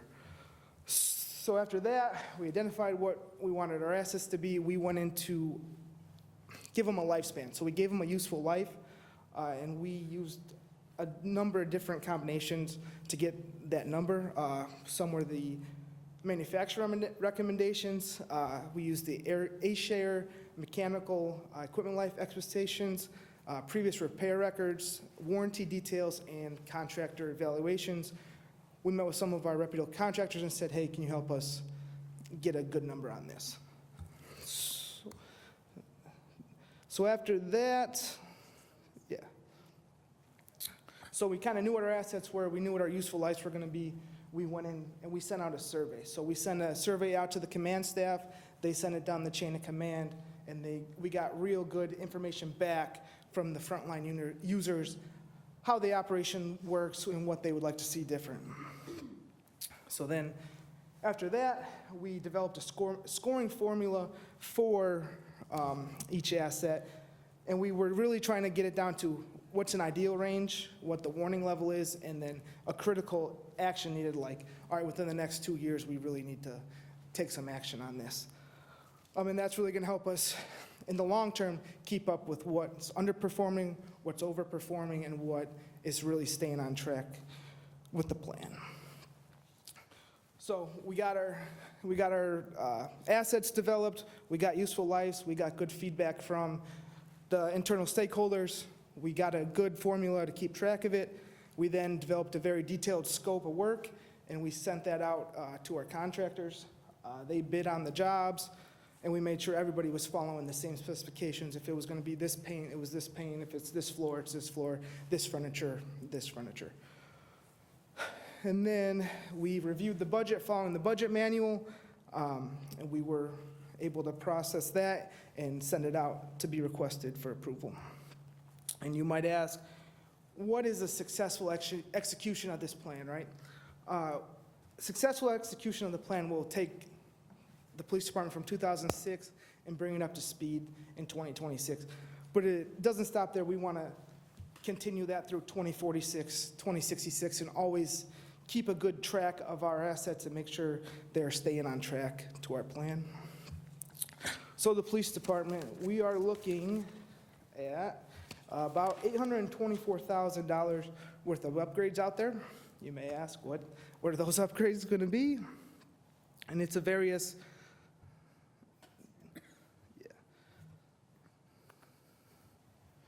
maybe space, maybe a new job. 10 slides pass. All right, so you'll see it's going to be some mechanical upgrades, and it's going to be a lot of investing in the front line where people are working. So I'll start here with the automation upgrades. Currently, the controls that we have at the police department are expired. We have made some investments in previous years to get it up to date, but all of our unit controllers, our boiler controllers, everything's expired. You can't get your hands on them anymore. But once these new controls are upgraded, we will be able to have much more control of our, we'll make the units more efficient. We'll have total control. Right now, I can go up into my computer, look at it, but I can't make any actual changes to the unit. Now, if it's Christmas morning and the police department's freezing, I can log in and actually make true changes and see that they're working, instead of having to, waste a call for something minute. So those controls will be upgraded, and that rolls right into the next one. We're going to be replacing 2 units, one's for evidence and one's for the admin at the police department. These are going to be air handler condenser combinations. We've previously been replacing rooftops, so this will be similar to what you have at your house. One big air handler and then a big condenser on the roof. And the good thing about these units, there's been another change to refrigerant in the HVAC world. So R410 is now being phased out, similarly to R22 being phased out in 2010. These will be A2L refrigerants, and these units will be high efficiency. And the good thing about this, they will come with 2 new controls. So we're not buying, all our controls are going to be on the same cycle now. And then we move right into the community room remodel. This room is used for various different events, trainings, outside events, police department events, and we've identified through the survey, and for personal experience, the tables in there are very heavy. It's hard to move. That's not a good setup for that room. So we are going to be replacing the furniture in there to make it more of effective and efficient room. Also, along with the survey, so when you first walk in, there's a couple of coat closets, and they're not used. There's an old projector from 1995 sitting in there, so they're not getting used. So what we're going to do is, through the survey, we also collected this information that people are wanting to go back behind the restricted area. So unauthorized personnel needs to go into the restricted area of the PD looking for coffee or paper plates or forks. So this will take this room and make it a self-sustainable room where if there's a meeting there tonight, nobody would have to go into the restricted area. They would just be self-sustainable and able to move along with their meeting and whatever they need to do. So we will be adding a little kitchenette where knock out a closet, build it out, make it sustainable. And then we also will be updating some of the audio visual equipment in that community room. Currently, if let's say somebody's going to do this presentation, they have to log onto a village computer, use that computer to do their presentation. We're going to eliminate that and make it a wireless system where you bring your own computer, you don't have to touch our stuff, and you just move right along and have your presentation and have a good day. The next one is going to be the East Wing remodel. This one is a big area. This is where the patrol division works out, the social worker works out of. This is a very high-use, high-traffic area. We'll be replacing the furniture in those areas, making those more efficient. I mean, we're taking furniture from 2006 and bringing us up to speed to what's relevant to police work in 2026. We also will be doing some technology updates, more on the aspect of privacy and making roll call more efficient, where we don't have to have private information hung up on boards and stuff like that. So getting away from bulletin board style, giving them an efficient piece of technology to do their job. Same thing with the investigations. The detectives need new, more efficient, more ergonomical furniture that will make their jobs more sufficient. So we will be replacing the furniture in all areas of investigations. And we will also be giving them some more technology upgrades, keep them private, give them a better workflow, and help them with that. And then the jail is the next one up. That's just going to get a refresh. It hasn't been touched since 2026, and we're just making sure that we're staying on track with IDOC regulations and we're staying in compliance with those guidelines. And the next one is the survey, or the kitchen remodel. Same thing. We sent out the survey, talk to the officers and see what they need. We're going to give them some new furniture, some technology upgrades in that area as well, just to make that room more efficient and more welcoming for lunches and stuff like that. So to conclude, we will review this plan annually. like I said, additionally, the Village Hall is coming up on 20 years, so we are going to be hitting this hard over the next couple of years. But that doesn't mean we're not going to be doing stuff at the PD, whatever. We've set these life, so there's going to be a lot of moving parts in different years. We'll do different stuff. And even with, like I said, with the Public Works, that's brand new, but that doesn't mean we're not going to score a rooftop one at the Public Works. We're going to stay on top of it, so we're able to keep track of those assets and how they age. So with that, I just want to thank Director Maluski, Accounting Manager Hanson. They let me geek out on HVAC and lighting and all kinds of stuff. So it was kind of fun to build this program with them, and I appreciate all their help they've provided. And lastly, I just want to thank all of you for making an investment in these facilities. Like I said, they're the backbone of the community. Police officers can't do their work without it. Water billing can't do their work without it. The Public Works guys can't go out and do their work. So I really appreciate your guys' investment in the facilities. So with that, I'll pass it along to Jennifer, and I appreciate it. I'm gonna stop inviting people that show me up.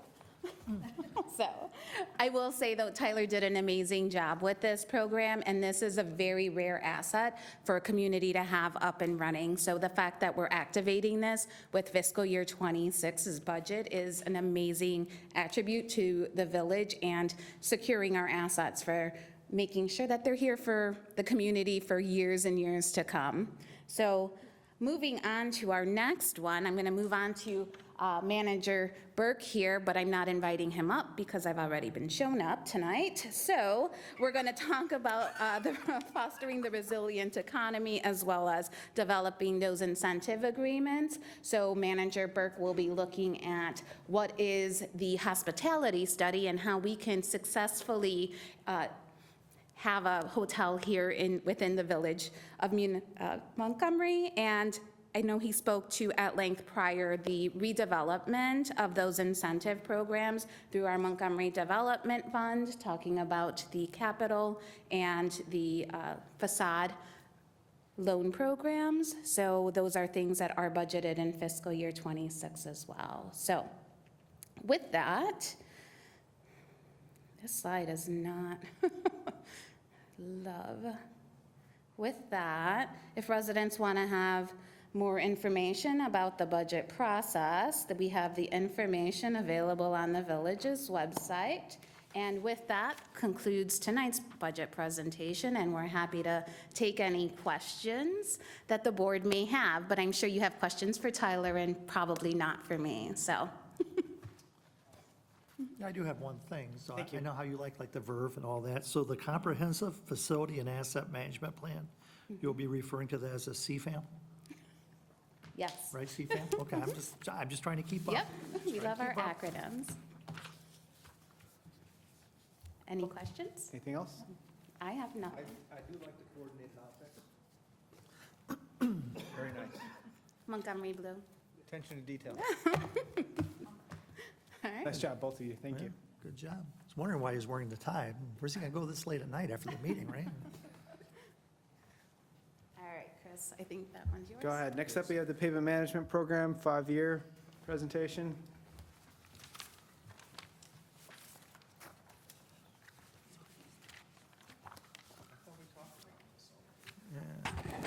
Thank you, President Brawley. And yes, we did talk, but this would be the draft 5-year plan, actually laying out what we're going to be doing here for the next 5 years. So just getting into the recommended 5-year plan, kind of what goes into determining what we're going to be doing for the next 5 years. So one item, and probably the biggest, is obviously road condition. We're trying to fix the very poor, fair roads to get them into a higher level of service. But one of the other things and big things that goes into the program is going to be coordination with our underground utility projects. So you'll see, one of the things I will bring up is just some coordination that went into this plan with underground utility projects that staff has identified. Grant projects, the village does currently have 3 projects in the KKCOM 5-year program, which are shown in this plan. Project location, we have been very successful grouping our streets together that has allowed the village to get very successful pricing by reducing the mobilization. Getting lower unit prices reduces the impact on residents at one single time. You know, it's bad for that year, but then you're done and we don't have to come back. So all of that kind of goes into it, and then obviously we will continue to monitor the program annually to see where funding comes in, see if any other changes come up, et cetera.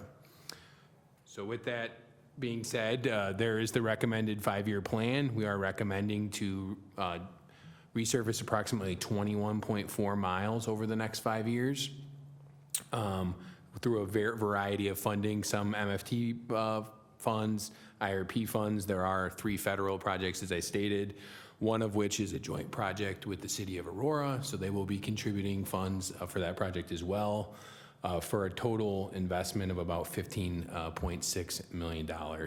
You will see in 2030 that the number of miles that we're doing is significantly lower than typical. The reason being is that staff is recommending moving forward with significant improvements in the Parkview Estates subdivision, including full curb removal and replacement, and coordination with an underground improvement as that neighborhood has reached its useful life span for the roads and the curb out there. Shown here, and everyone should have an 11x17 of this map in their packet, is the draft 5-year plan. So 2026, we will be going to the Seasons Ridge neighborhood, fixing streets that were done in 2010, 2011, and 2012, as well as doing some streets off of Montgomery Road. 2027, we would then go back out west to Blackberry Crossing West and Huntington Chase, as well as West Gordon and, South Gordon and West Concord. Also in 2027 would be a federal project to resurface Douglas Road / Douglas Avenue, and that would be coordinated with the city of Aurora. So we would actually be resurfacing from Route 30 all the way to Ashland Avenue, but what is shown on the map is only what's in the village. 2028, we then move out east a little bit, and they're in the middle of the town, to the Sherman Avenue, Lincoln Avenue area, which would correspond to being done with the water main improvements that we're planning on doing next year, as well as doing some additional areas off of Montgomery Road. 2029 would be proposed to be doing the area south of Webster downtown, as well as Nell Road in front of Public Works and some other areas off of Alcott Road. This would also coordinate with a proposed water main improvement project that the village is looking to do on North or South River Street and Jefferson and Case Street to reduce the use of the village's auto flushers in those areas. And then the last year would be to go out to Parkview Estates subdivision, which would be full reconstruction and all new curbs and a significant improvement in that area. We would also be looking to replace the water main, as the village has had numerous breaks in that subdivision over the last 5 years, and that infrastructure is in much need of repair. So that kind of summarizes the locations for the 5-year plan, and I'm sorry, I did skip over the other 2 federal projects. So in 2028, we would be doing Gordon Road from Concord to Route 30 as part of a STP project through King Kendall Council of Mayors, and then in 2029, we would be doing Lakewood Creek from Route 30 all the way to Concord.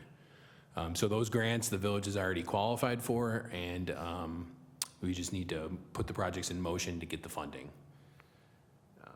So with that, this is just a breakdown each year.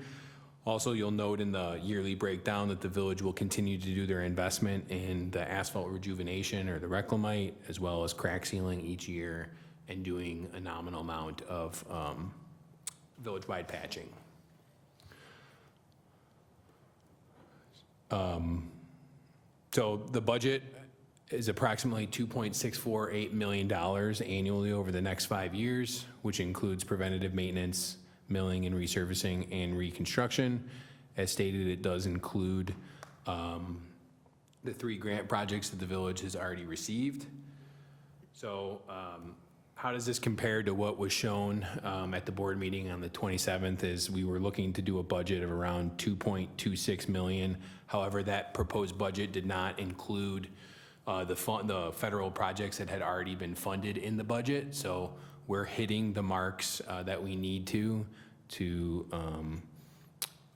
adjust the CIP budget as stated in the 27th, while also being able to contribute that additional fund to the water fund. And this is just a summary of the results we've had over the last 5 years. So you can see there's a little bit of a, we're not investing as much as we've had, but because we've invested so much, we are still able to keep up with what we were planning on doing. And we are still able to resurface about 4.5 miles, which puts us on like that 16-year life cycle. And if we weren't doing that significant investment in Parkview, we would be able to hit that 15-year cycle. But staff feels like with the condition of the water main that needing to be replaced, it seemed like it was the proper time to kind of bite that bullet and do that significant investment in that neighborhood. Just to summarize, this would leave the village at an approximate roadway score of an 86 after this 5 years, which is still well above industry standard. We still are continuing to focus on preventative maintenance, keeping those excellent and very good streets in those conditions longer. And then as we are starting to go through the program, we will not have to be doing as much investment as we've had in the past, as the streets are not deteriorating as fast as they were before, which should result in less thickness of HMA we might need to do, less concrete. Another big thing is ADA requirement standards have not changed in the last 10 to 15 years, and that's a significant investment that we do each year to get our ADA, our sidewalk crossings up to ADA compliance. So we will not need to make that investment in the future, as they are currently ADA compliant. So that will help the village, you know, spread that money out a little bit further. So with that, happy to answer any questions or comments. Otherwise, just looking for direction if you have any changes or questions on the 5-year plan. What was the 86? That's the village's overall PCI, pavement condition index. I just wanted to hear the term. Thank you. Thanks, Chris. Fine job, sir. Thank you. Okay. All right, if there are no questions, I'll move on to item C tonight for discussion is liquor license request for 1337 Douglas, the Chicagoland Supermall. Sonia? Yes, so the owners of the Chicagoland Supermall, which is currently under construction at 1337 Douglas in the old Ace Hardware building, is requesting consideration of a liquor license for their flea market that they are installing there. The flea market will include a food court area that could accommodate several food vendors, and the owners are proposing to provide a bar area within that food court that would be the exclusive vendor of liquor. By vendor, we mean serving liquor, not packaged liquor sales. They would not be serving any food within the bar area itself. That would be exclusively for the food vendors there, and none of the food vendors would be allowed to obtain liquor licenses. They would just be there to serve food only.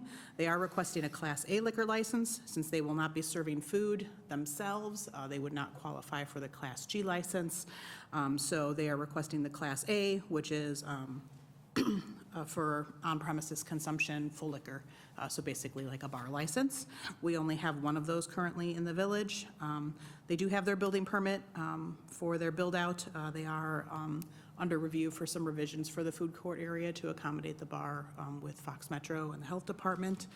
So we're waiting for those approvals to come through, as well as what the board's feedback is on the liquor license as they work through this process. So we do have one of the owners online on Zoom that can answer any questions that you have, but we did include a copy of the floor plan for you in the board packet, as well as a letter from the owners. Director Rapp, did you notify the petitioner of the history of requests for liquor licenses and how they've been voted down most recently? So we did let them know that there is a little things are looked at a little bit more closely in this Douglas Road area as far as liquor licenses, and that typically the board's feedback has been that they want it to be associated with a restaurant. In this case, they felt they were meeting that requirement with them being part of their food court area. Have they indicated any interest in bringing in gaming with this liquor license? Their floor plan does show a gaming area that would be next to the bar area. I'm going to be a no once again for this corridor, and I'm not interested in having a liquor license there or gaming. I've been consistently a no for years at this point, so I'm a no. Is it not inconsistent to not have, because don't we tie the gaming to, the liquor license to the food sales for the gaming? Correct. If you do have a Class G liquor license, we do restrict your non-food sales to not exceed 50%. Okay, but that's G, and this is, So they're that's asking for Class A. G. A We don't is- have that associated with any of A our is like a other bar. liquor licenses. Correct. Okay, I'm a no. I'm a no as well. Yep. I've said it before, I'll never approve a bar, and this is a bar, because there's not a food component, so I would be a no also. Okay.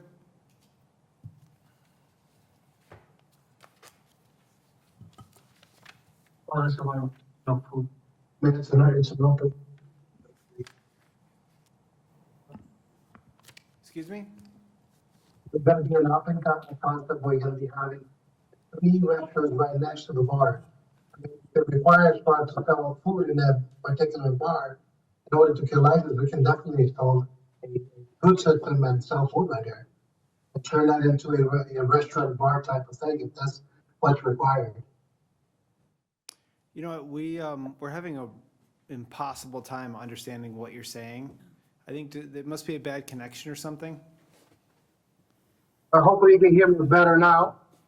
Yeah. I said that, I don't know if you look at the plans, but there is an open concept where you have the bar and then the restaurants right next to it. They're all opened. So we thought it was going to be a better idea just to serve liquor in one particular location. But if it takes for us to install a hood system and sell food out of that particular place to turn it into a restaurant bar type of thing, if it's something that we need to do in order to be able to get that or qualify, we're willing to do that.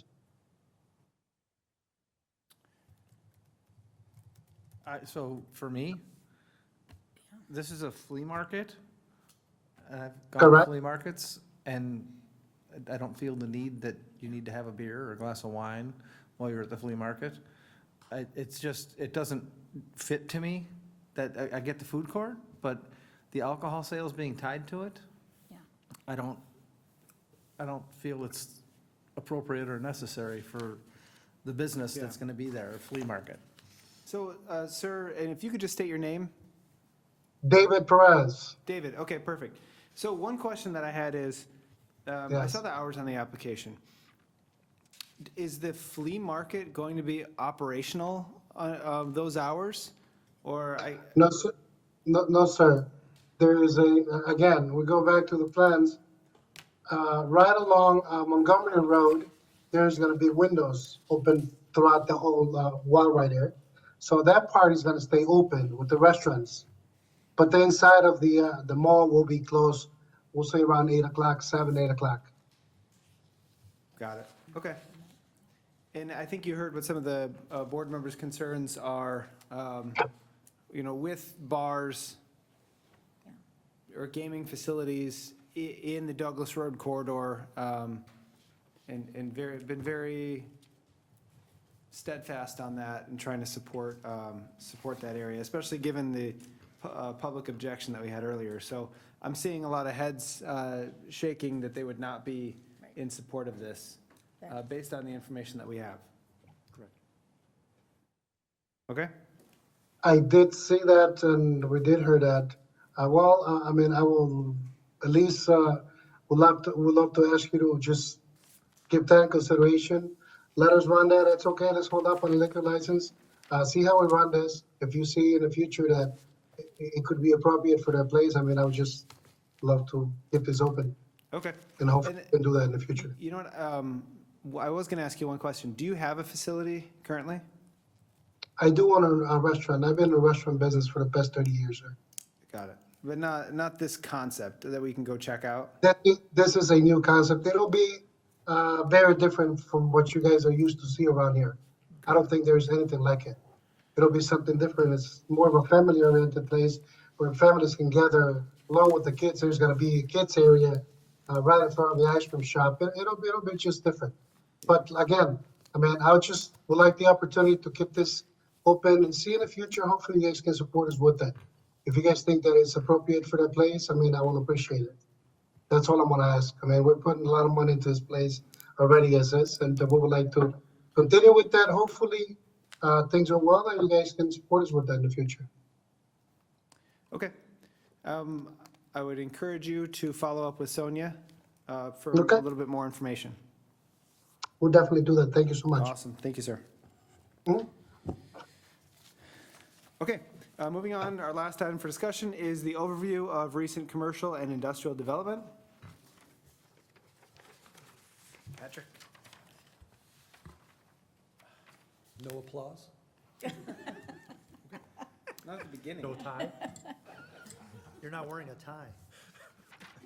Staff would like to provide an overview of development that's happened over the last couple of years. Before the meeting, I did pass out a sheet listing all of our development in the last 3 or 4 years. I would like to start with all of the commercial that's occurred, starting up at Ogden Hill Shopping Center. Cooper's Hawk, that opened last April. That did require a 15-year sales tax rebate sharing agreement with them. There's also been recent ribbon cuttings up at Ogden Hill, European Wax Center, Starbucks, Freddy's. One of 2 of our wing stops is up there.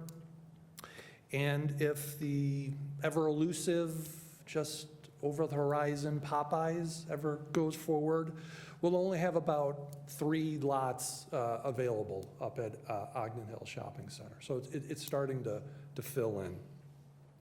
On Douglas, Montgomery Plaza is adjacent to La Chiquita. Los Camales, they've already held a couple of chamber luncheons there. To the other end of it is Sushi Zoo.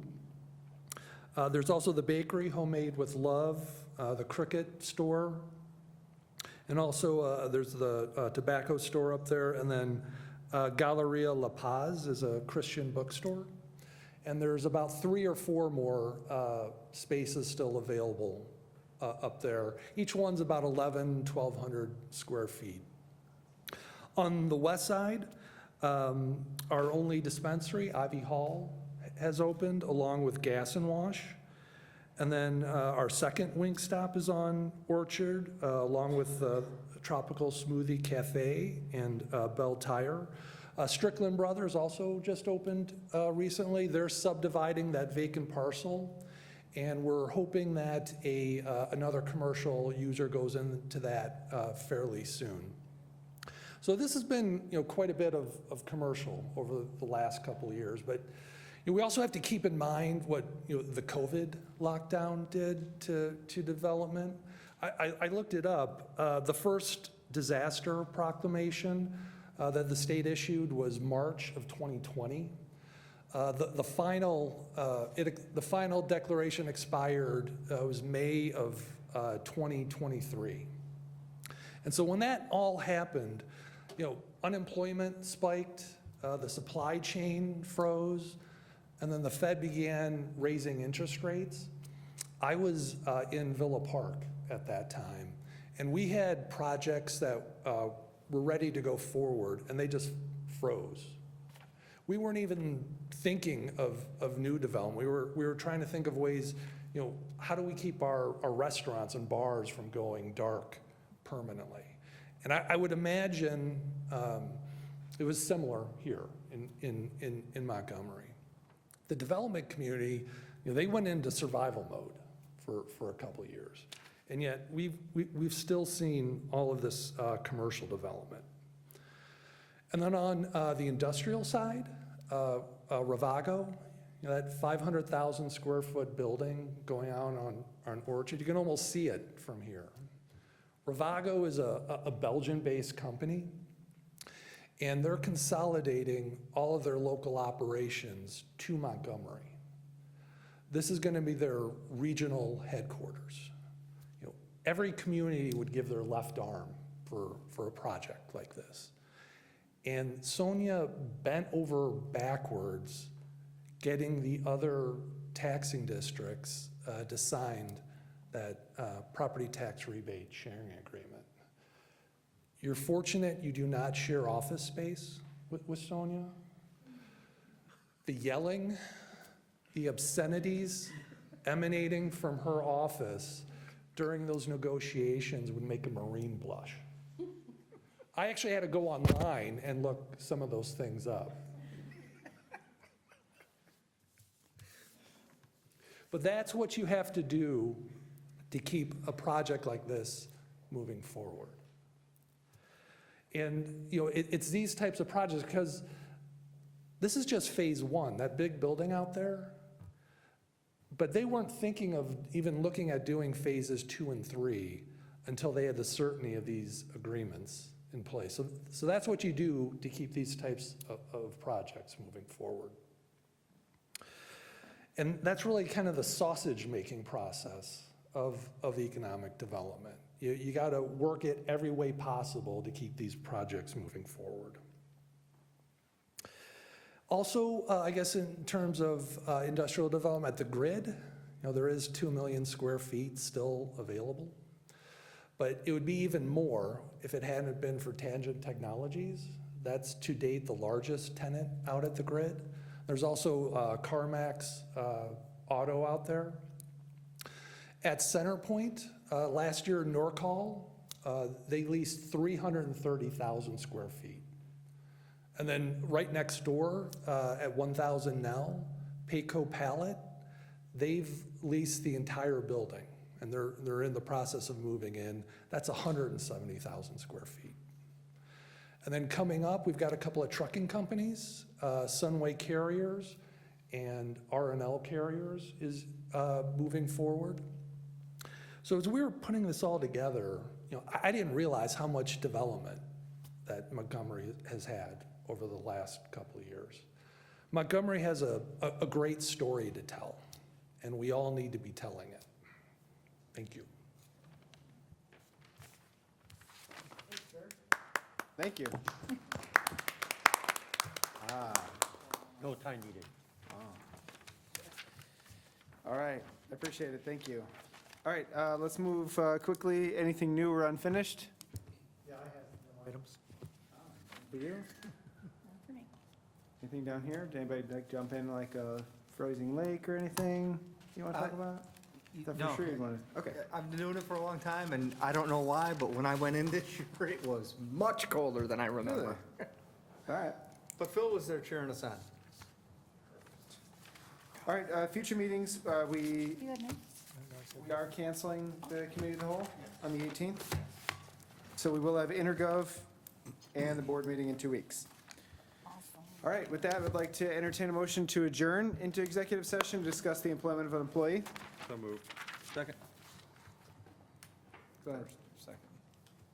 Trustee Youngerman. Yes. Trustee Marisak. Yes. Trustee Brzoska. Yes. Trustee Guyer. Trustee Spurling.